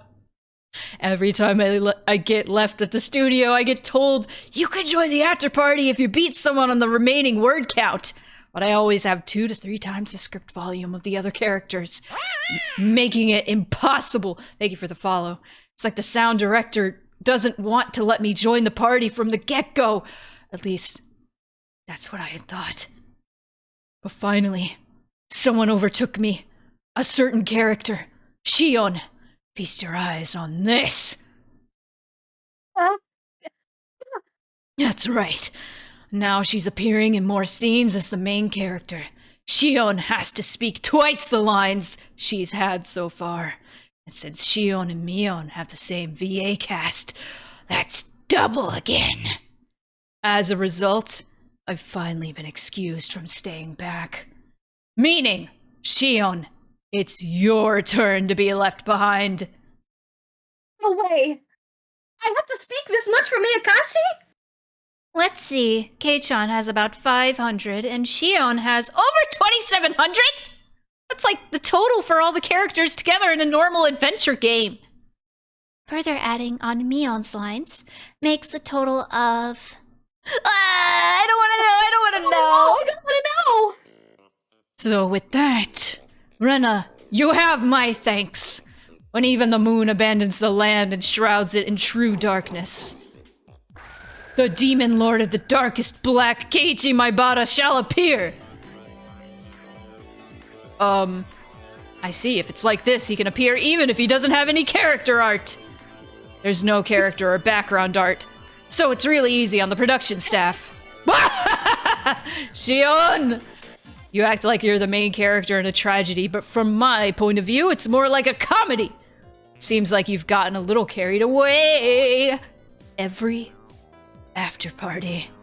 Always being last in the studio, missing every after recording meal. Witness my anger, my grudge, and all of my sorrow. I shall instill all upon you. It almost sounds like Keiichi-kun is doing some sort of bad guy transformation sequence. This isn't some sort of transformation. I'll have you know, I've always been a demon lord. And as of right now, this world, which is enveloped within true darkness, shall dance upon the palm of my hand. Let me get rid of that dork. Let me get rid of this content warning. I just noticed it and I was like, wait a minute. We're half pregnant people dying now. Within this world of darkness, there are none who can oppose me. Keiichi-kun is kind of scary. Oh. Scary? The age of the frightening Higurashi has come to an end. From here on out begins the dawn of a perverted and cutesy Higurashi. Get out of here. Get out of here. You say? My Abada-sama, bring me with you! You know it, coach. Then as a first step... Okay, it's Latin, everybody. I'll show our doctor. It's Latin. Coach. My power. Show me your power, Vegeta Purple. Sorry, that's an inside joke. What is this? Oh, no, Sad is in a miniskirt or something. See, that's fine. She's an adult. It's not some pink one like you'd find in a gulch. What the fuck is a gulch? I'm gonna look it up. I'm gonna look it up too. What the fuck is a gulch? Bishoujo game. Okay. Galuga. A type of Japanese video game centered on interactions with attractive girls. Okay, I understand. That's all I need to know. It's a proper, pure, and innocent white! Sorry. Galgay. Galgay! I see. Even though she's a nurse, she doesn't appear in the outfit even once during the main scenario. You've got to be kidding me! That's what I'm saying, Keiichi. On to the next target. No, the rest of them are children. Rena! This hasn't changed the situation at all! This has turned into a different type of crisis. Oh, I can't do anything in this darkness, oh no! Now then! She's so into it. Who should I make wear what next? Maybe a nice school uniform, gym clothes, school swimsuit triple combo! That would look bad. Oh! I'm not even gonna bother narrating Irie. He's saying some gross shit. It's Irie. Oh no! Oh, stop it! Oh no! That's a good idea. You know your stuff. I didn't know Irie was a foot guy. Coach! Apparently. I feel like we're finally seeing eye to eye here. I know what I'll do. I'm gonna narrate Irie's shit with what I want. I want to see Takano, being pretty, and she should be holding my Fursona's hand. Also, you can't forget about us! Alright, Oishi's here! Cloud! Tommy and Cloud are all here on your side. Oh my god, is this where the fucking shit from the anime comes from? The fucking, the OVA specifically. There's a really gross part of the already pretty gross OVA, where, like, Keiichi, Tomitake, Irie, and Oishi form, like, a four-man squad of just being, like, perverted at little girls. It's fucking creepy. That's disgusting. I hate it. It Thanks. is. It's nasty. Tommy! Cloud! Stop calling them Tommy and Cloud. We're all finally here. The Elite Four have arrived. Right. Time. This is the worst Pokemon game. Finally. Who's the narrator?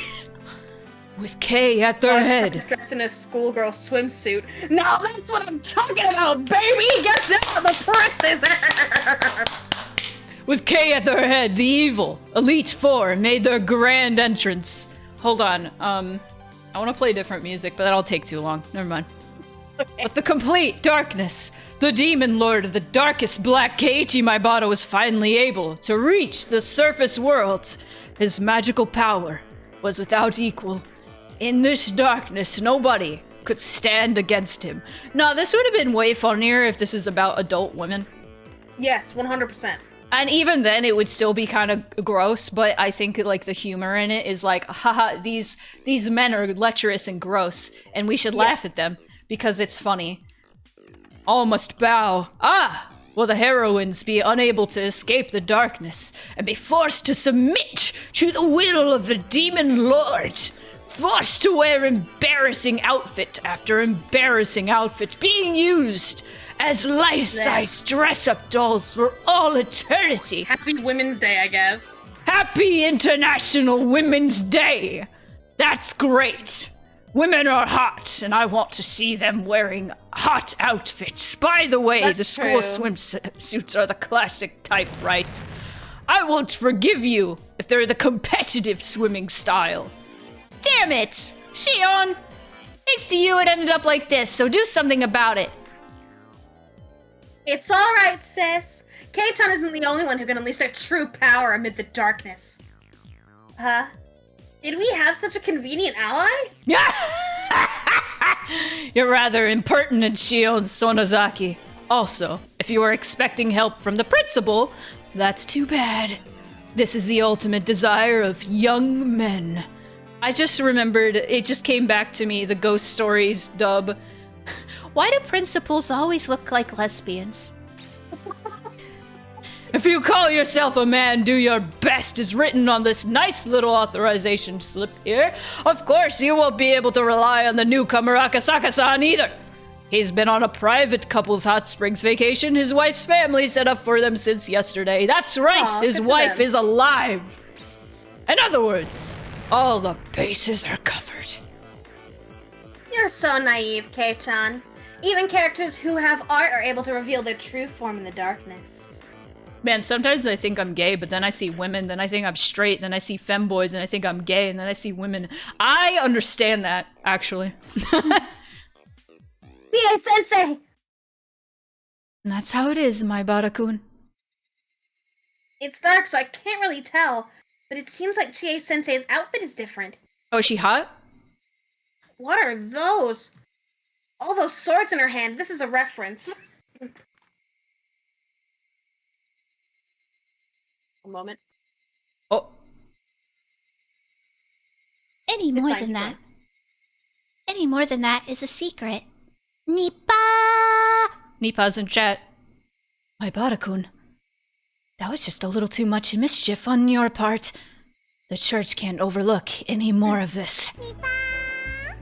Oh, wait a minute, this here. There's no way, right? That's cheating. It's against the rules. For everybody in chat, look, I'm just gonna send this to your DM. Maybe you can put this up on stream. I don't know. Sure. Chie's entire design is a reference to Ciel from Tsukime, and what they're referencing here is her melty blood design. Hang on. Let me try to open this. Let me open. Ugh, fuck it. Throw it in there. Wow. So this is what they're referencing. Sorry, it's it's so silly. It like took up the whole screen. All right. Oh, the penis music. Penis music. Okay. Wait a minute. This here. There's no way, right? That's cheating. It's against the rules. Hey, she can't do this, right? Oh, wait. You can't use that big one. Huh? Her arc drive has startup invincibility. The seventh.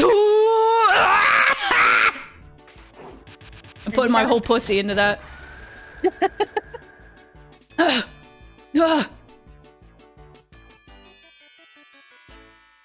Well. Wow. Well, Keiichi's dead now. Again. Forever. Like, we killed his narrator character. His OC character. We killed him forever. His actor, dead. Oh wait, there's more! Hello again.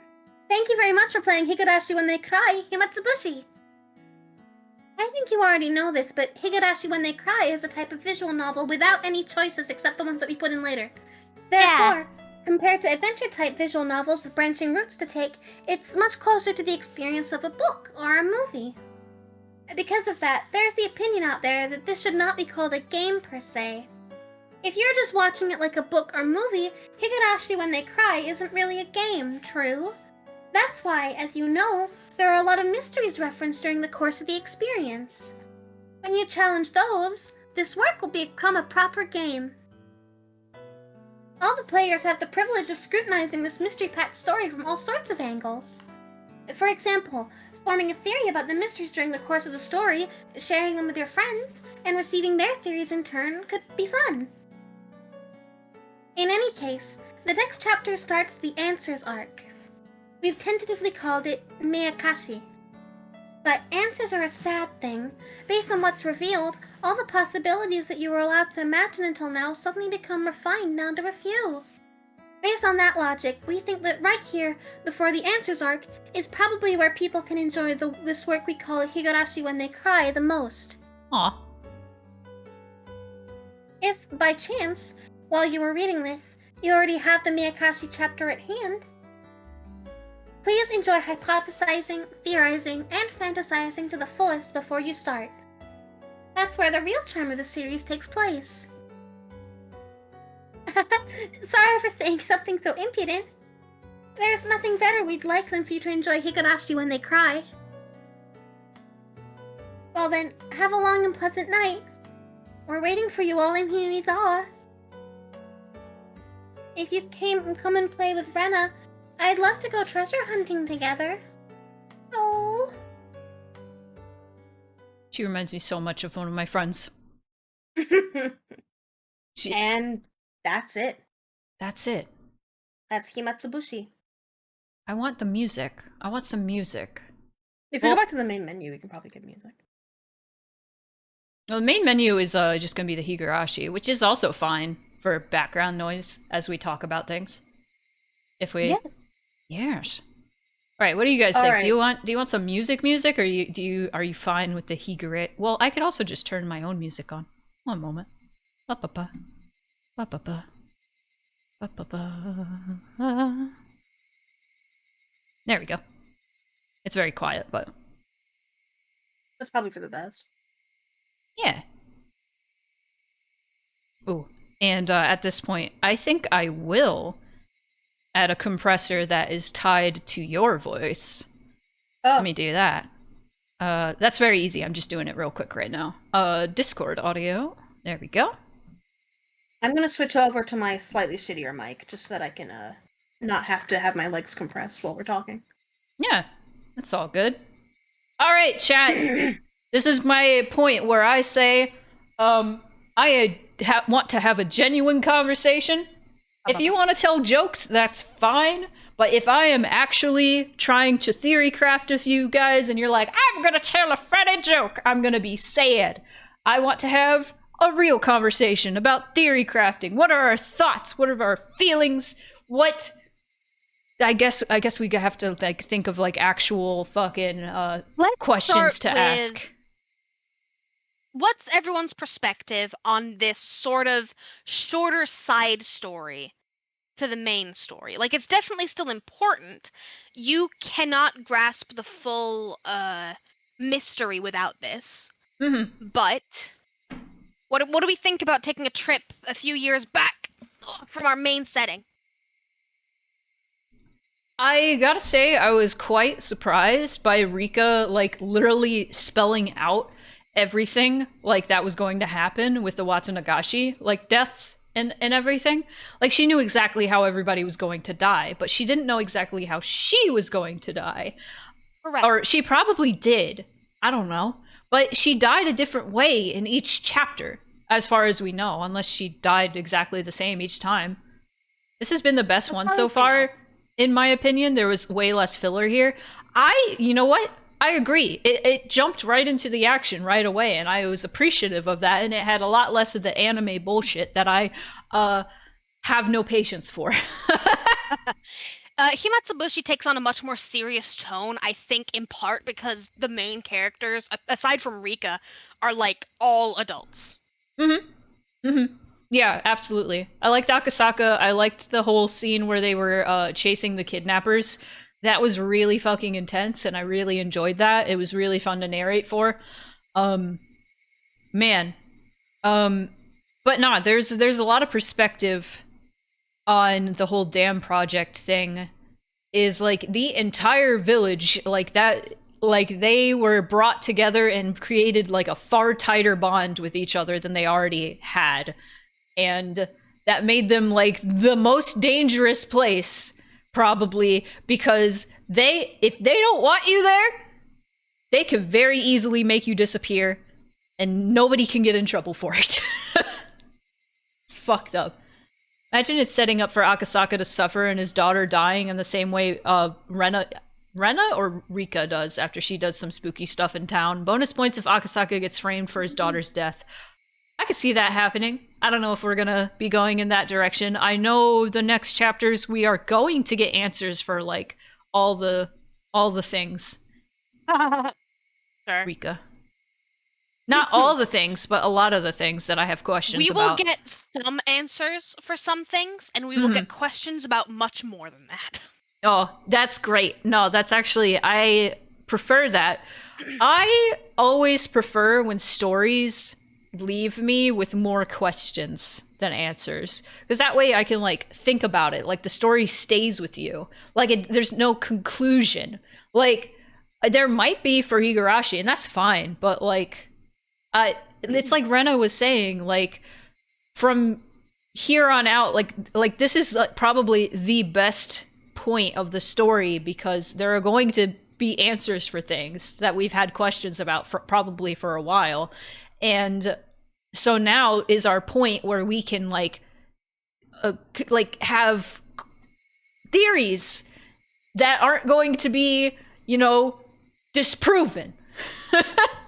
Mm-hmm. God. I think it's pertinent of me. Should I say this? It's up to you. Heiichi Mayabata is not the main character of Higurashi When They Cry. Is it Shion? No. Is it Rika? Miles. I see. No, that makes more sense to me, honestly. If you would have asked me, like, earlier, I would have said Rena, but that's because Chapter 1, she was a huge focus. And We'll get a good Rena chapter before the end. Don't you worry about that.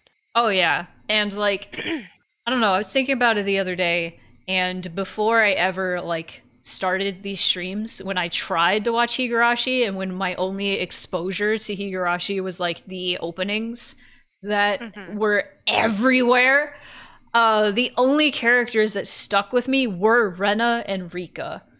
Like, I didn't know shit about Keiichi. I didn't know he existed.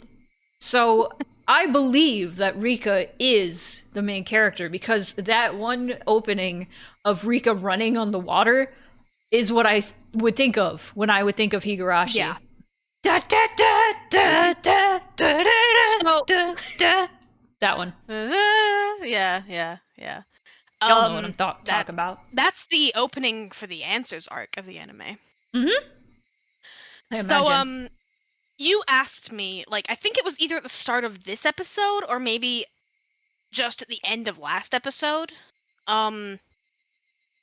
Will we know what Rika's deal is soon? And I said either at the end of this chapter or the start of next chapter. I misremembered. We're not going to know Rika's full deal until chapter 7, sorry. Oh, that sucks. That's okay. That's fine. I fully misremembered. I really thought it was like now, and it's not. I wanted to ask a question, but yes. it's like it is not even a thing that is like has been brought up naturally in the story at all. It is just That's fine. it is simply because it is a character I have seen in the openings that were all around, and I don't think I should bring up like who the fuck is this character? Who is this? Because that is information. Like, feel free that to hasn't- ask. If it's information that I cannot give you, I'm just gonna reply with ahaha.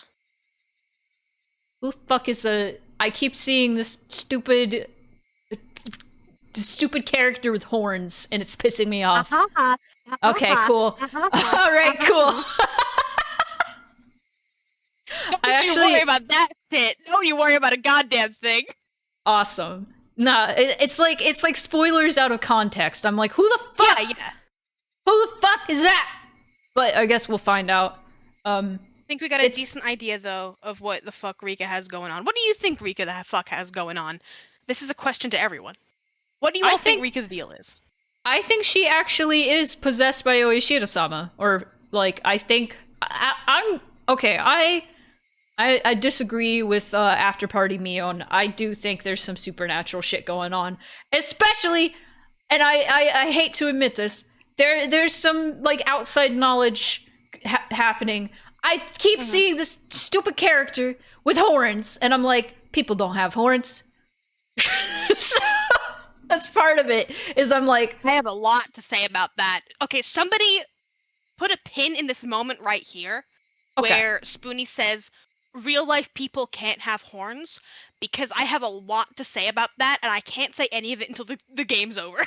So. Oh, cool. Well, I'll try to keep a pin in that. Do we have a timeline of things going on? Oh, like, buddy. In the whole series? I can In the give whole you, like, series? a brief overview.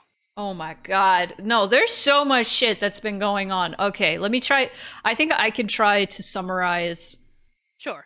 As briefly as possible. Oh, I found a thing that I've been looking for. Magnets. Oh yeah?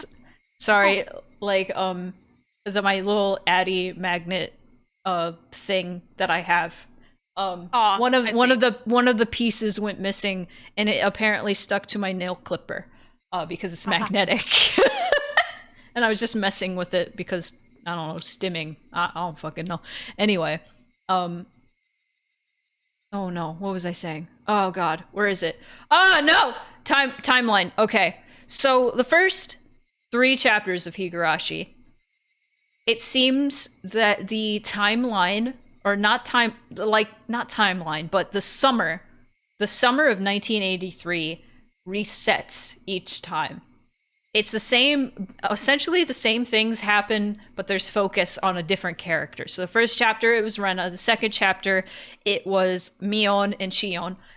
More so Mion? I don't know.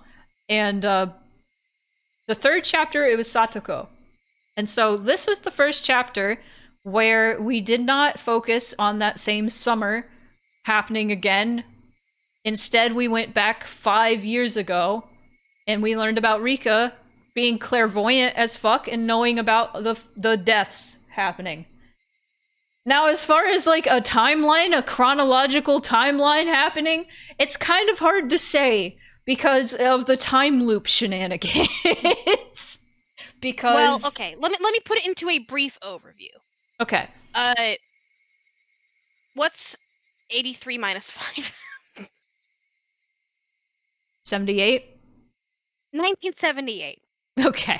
The grandson of a prominent political Minister? figure in the a prominent minister Mhm. is kidnapped, and the police of Tokyo, who were tapping the minister's house, find out about it, even though they are not supposed to know that.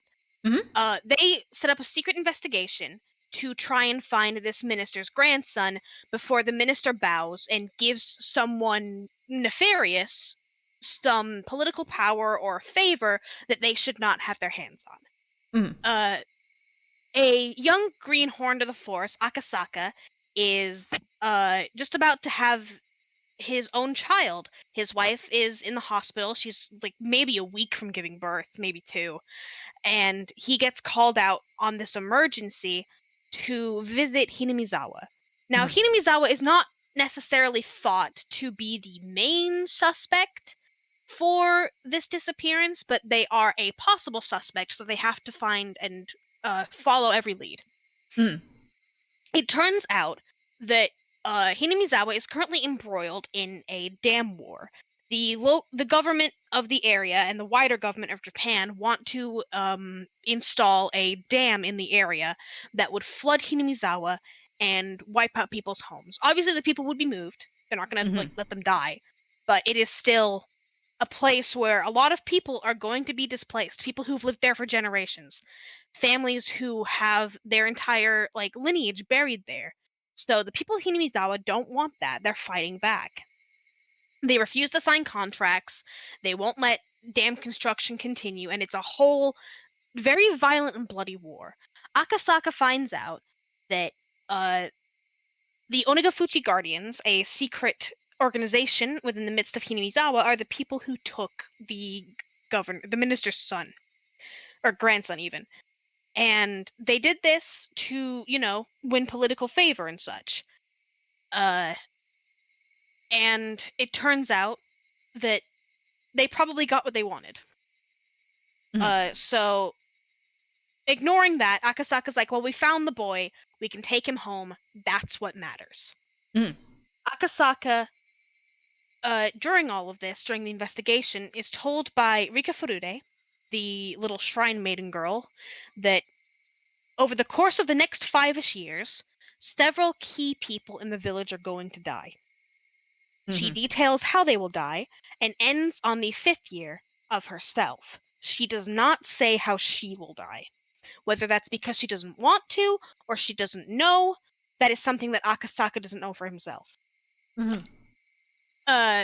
All of these, over the next 5 years after Akasaka leaves, they all play out exactly right, exactly as Rika predicted.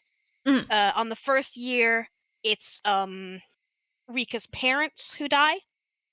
Her dad dies, her mom disappears. On the second year, it is Rika's friends' parents who disappear.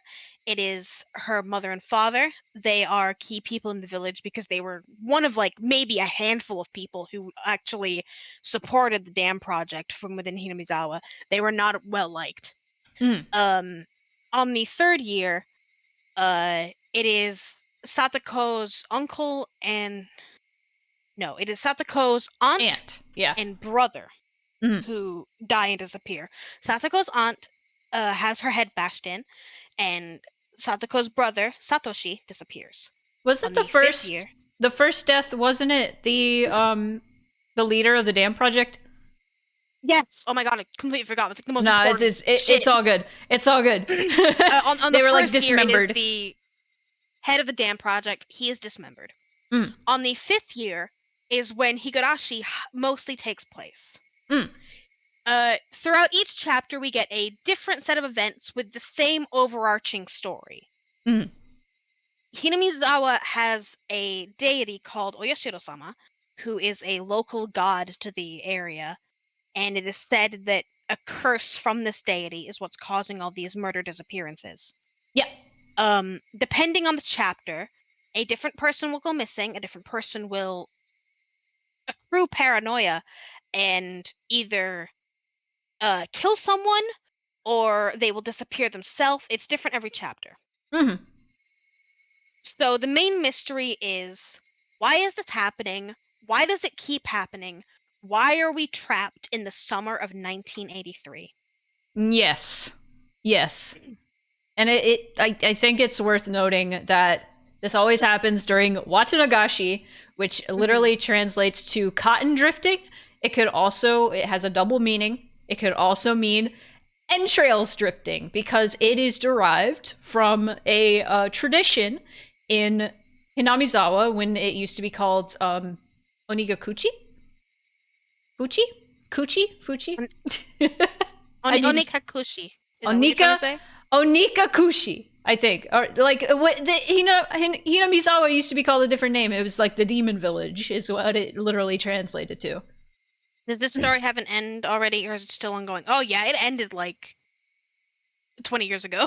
This is an old story. It's an old VN. This is like this series, this VN specifically is why there is there's like a trend, or like kind of like a tradition with VNs now where even if it has like an innocent like facade or an altogether innocent story, there's always going to be some root that gets fucked up, or it gets fucked up at some point, like Hatsuful Boyfriend, like DDLC, like pretty much every dating sim ever now.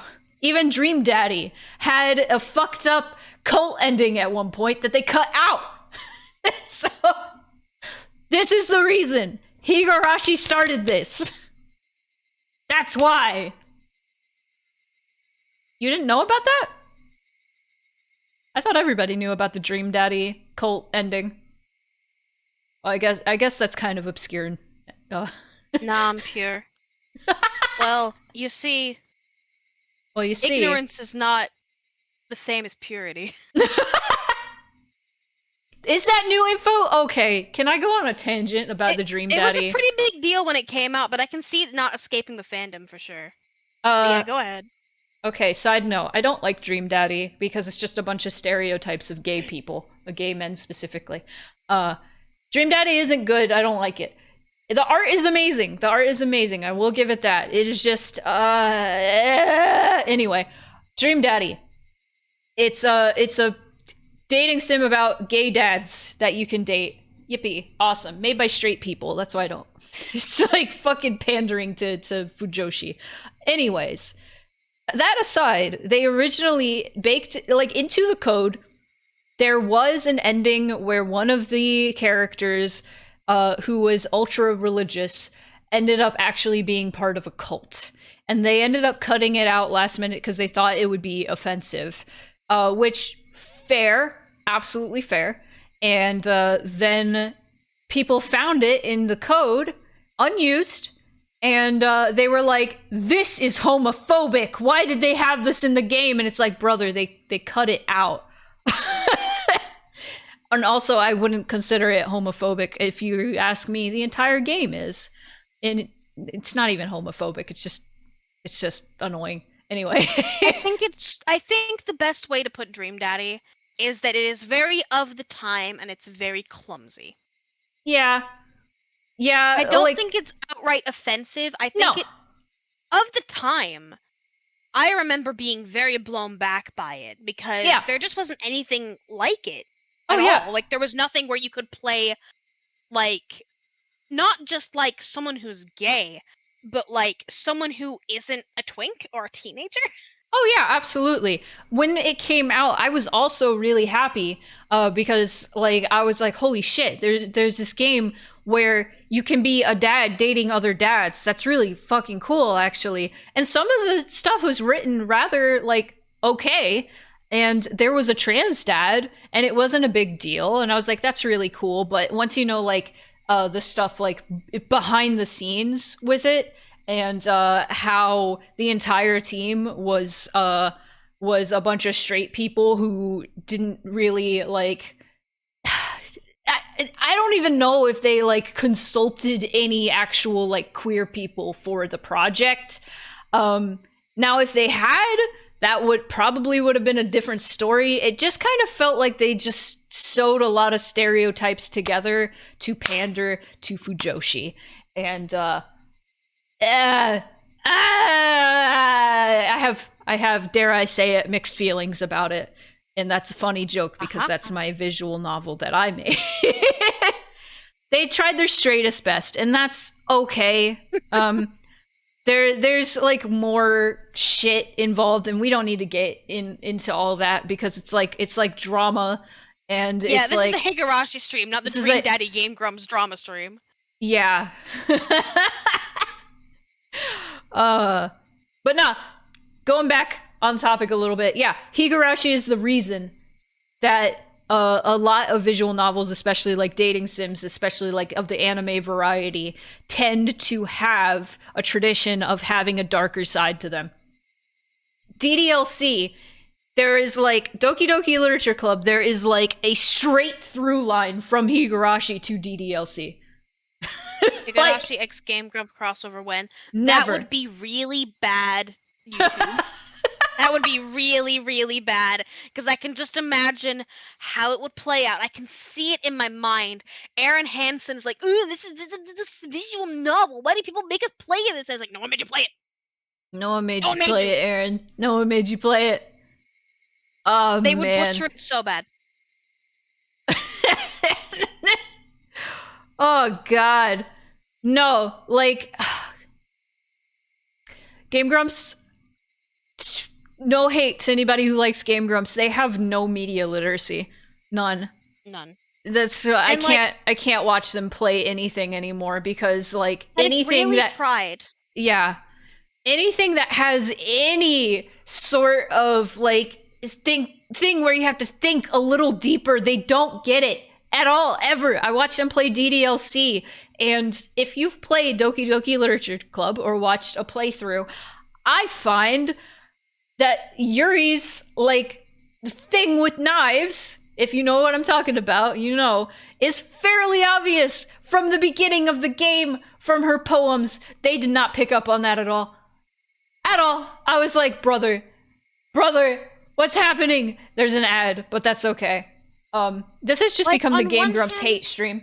On one hand, I understand, because it is definitely hard to be an entertainer and try to pay attention to what the fuck you're doing at the same time, and also be the sort of people who have 18 different projects going on at the same time because you're now a multimedia company.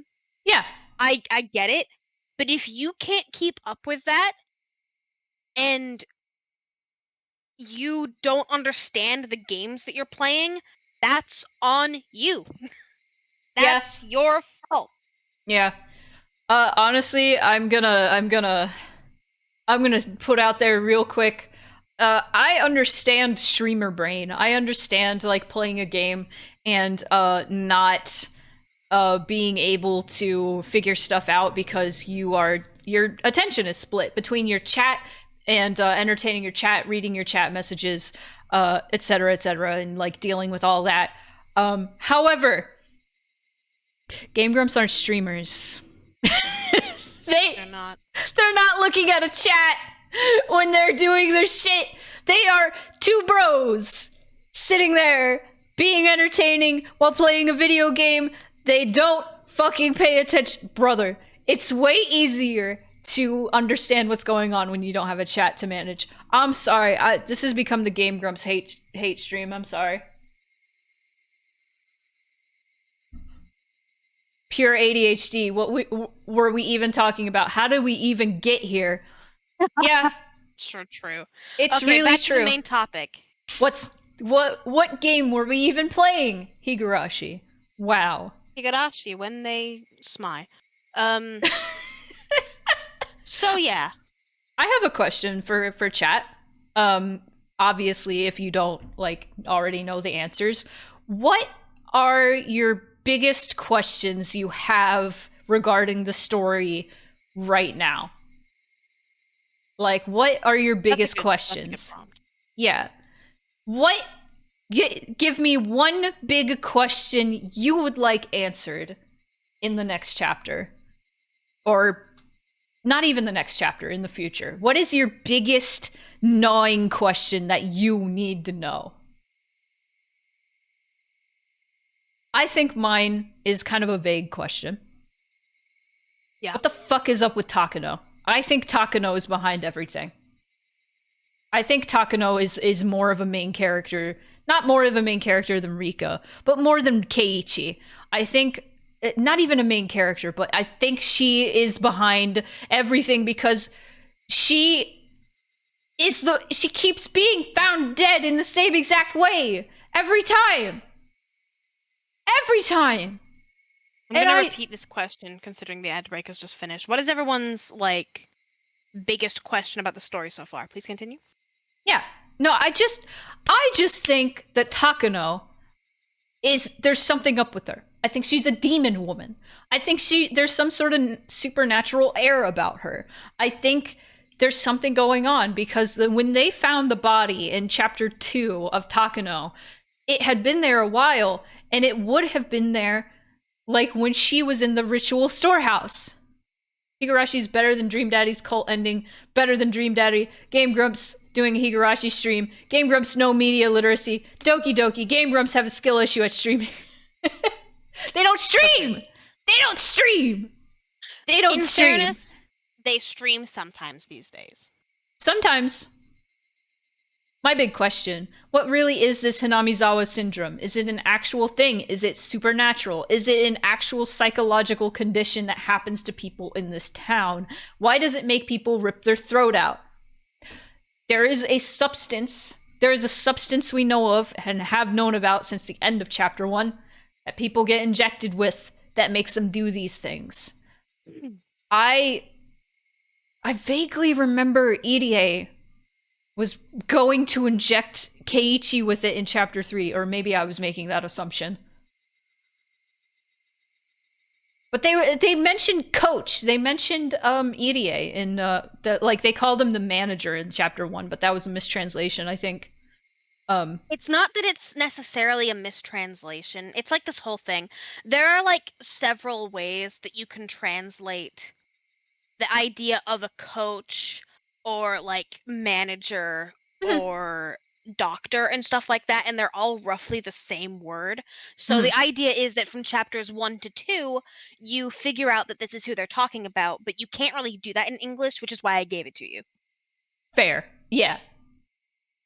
It's just they didn't take into consideration that like they should probably use the same word so you know who they're talking about, so they know that that's the guy. Yeah.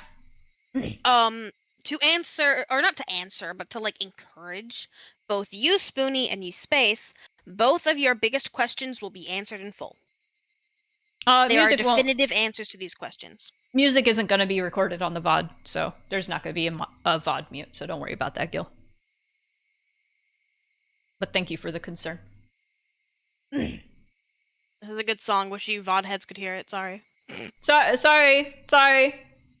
If you're curious about what the song is, it is, I can't see the full title, but it's Alan Wake 2 Chapter Songs. Wide Awake? Is that just what it's called?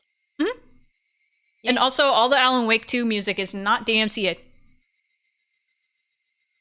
So even Remedy's about that shit. Mm-hmm. Alan Wake 1, though? Oh, fuck. You will have your video blocked in 7 countries. My playthrough of Alan Wake 1 is blocked in certain countries. Pain. That's actually why Alan Wake 1 was not available for purchase for Dragons or whatever. No, this is very Imagine Dragons core. Yeah, no, I showed this to this song to Case, and they were like, "This sounds like they commissioned somebody," and we're like, "Make a song that sounds like an Imagine Dragons song for us." And they were like, "Okay, cool." You haven't finished Alan Wake 2 yet, right? No, I'm like halfway through. It's so fucking long, dude. Then you have not encountered yet my favorite chapter song. Think of Wyverns. God. Think of Wyverns. Think of them. Yeah, that's that Alan Wake band. Yeah. I love it. Oh. But yeah, you've not gotten to my favorite Alan Wake 2 chapter song yet. You don't know. I can give you the title of it. It's called Twisted and Cruel. Oh, okay. I don't think I've heard that one. You have not. It happens like at the very, very, very back 10, 20 minutes of the game. Who's very at the chapter? end. Who is it? Alan or Saga? It's I'm like halfway with both of them, so it's like after those, so it's kind of both. Oh, interesting.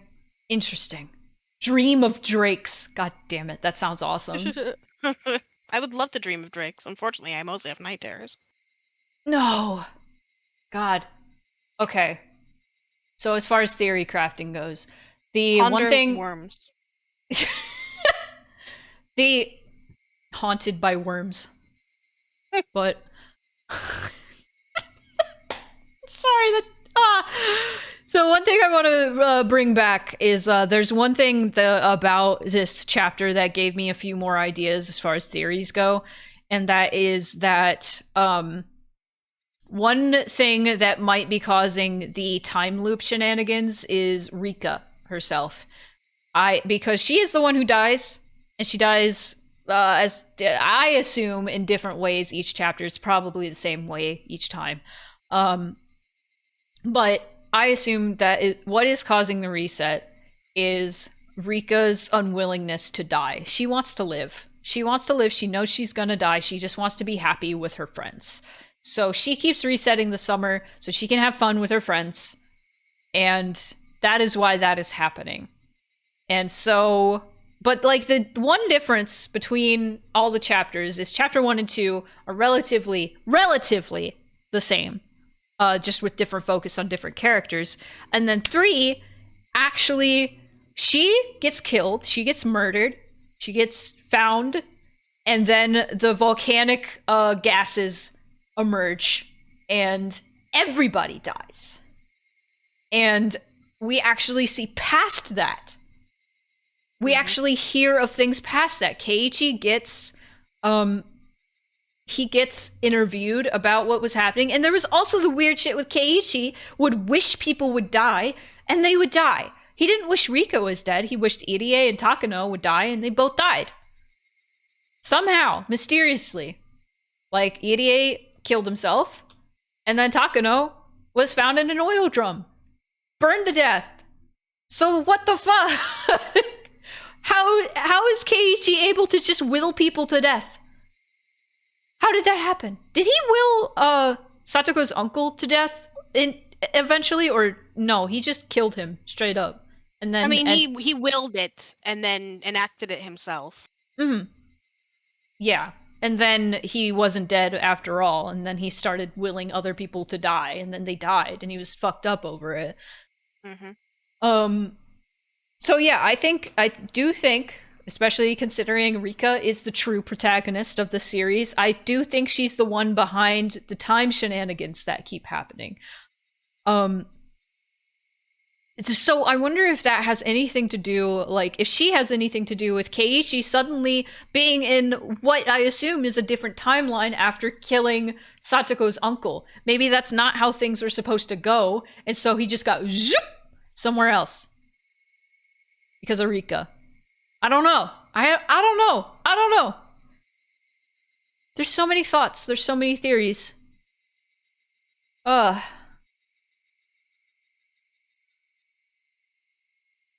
Anybody have any other questions they might have? Cal, do you have any questions you would like to ask since you know what's gonna happen? I think questions I would like to know about the story? No, questions that you would like to ask, like the audience and me. Oh, let me think. What is your favorite scene so far in the whole series? In the whole That we've series. seen. If you know, if anyone in chat has seen all of this already and knows of scenes after this, don't say them or I'll kill you. Don't say them. I don't know if there are many people in chat who know the whole series, which is good. Just in case. Yeah, and also, like, there are going to be VOD watchers, because the sure. Higurashi VODs are my most popular VODs. People love watching those. And also, I would like to add, if you are watching the VOD after the fact of streaming, you are free to leave like huge text blocks of comments in the comments section. That's my favorite shit. Like, please, theory craft with me. Love it. Love to see it. And I also love to see people who already know what's gonna happen, like, go, I love watching people get into Higurashi. I love when people say that. I love it. Thank you. I appreciate you all. God, what was I gonna say? Love you, Vodheads. It's good. Love you, Vodheads. Yippee. Favorite scene so far? I'm trying to think. A lot of good shit. Okay, how about this? Pick a scene from one per chapter. One per chapter. That's gonna be easier. I really liked the scene in the first chapter with Rena looking through the crack in the door and trying to force open the door. That's a great one. Like, that shit was scary. I also, like, there are too many. I really liked the scene where they bring the mochi to him and he realizes there's a needle in the mochi. Fucked up. Oh! I also really like the scene where he's on the phone with Oishi and talking about the investigation. And then there's that zoom out, like, CG where it moves to the side and you see Rena was listening the whole time.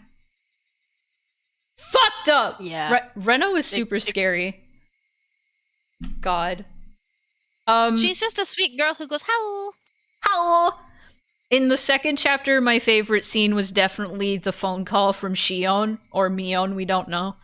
And then Keiichi calls her out on her bullshit, and then she starts laughing maniacally and just hangs up. That shit was still riding incredible. the high of people telling me that I did a good job in that. No, that was really good. Man, and the third chapter was heavy as fuck. Chapter 3 is some different kind of agony. Mm-hmm. I'm thinking. I did really like the scene, like all the lead up. There was so much lead up to Keiichi getting ready to kill Satoko's uncle. To just, he deliberated. There was so much that he considered, but there was not enough he considered at all. Like, not nearly enough. And then when Oishi finds him after he fucking, like he went to go, like, make sure the body was, like he went back to get his lantern or something, and then Oishi finds him. Oh! That was the first time we saw Oishi, too, and I think in that chapter. That was scary. That shit was good. I'm trying to think in this chapter, what was the best scene? I know you said you really liked the chase. I did like that whole sequence. That was really good. But I also did like Rika suddenly going, "Go back to Tokyo." That was great. Go back to Tokyo. And chat, you are free to join in on this conversation and share what your favorite scenes were from the series so far. Tell me.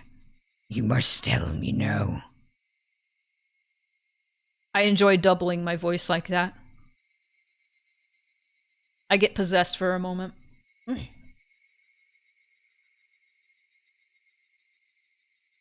want to drink some water.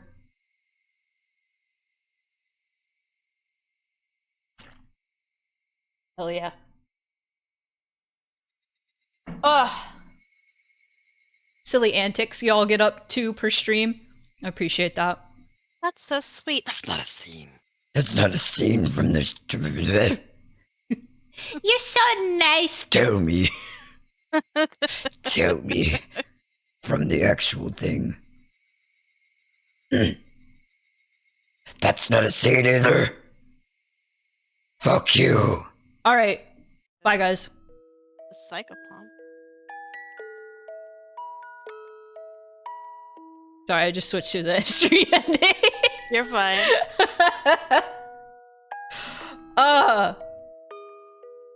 Alright, time to time out, everybody, for not taking me seriously. Everybody's starting to make jokes, even though I opened with don't make jokes.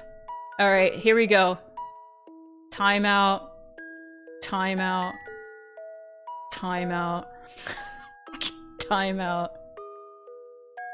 Bye.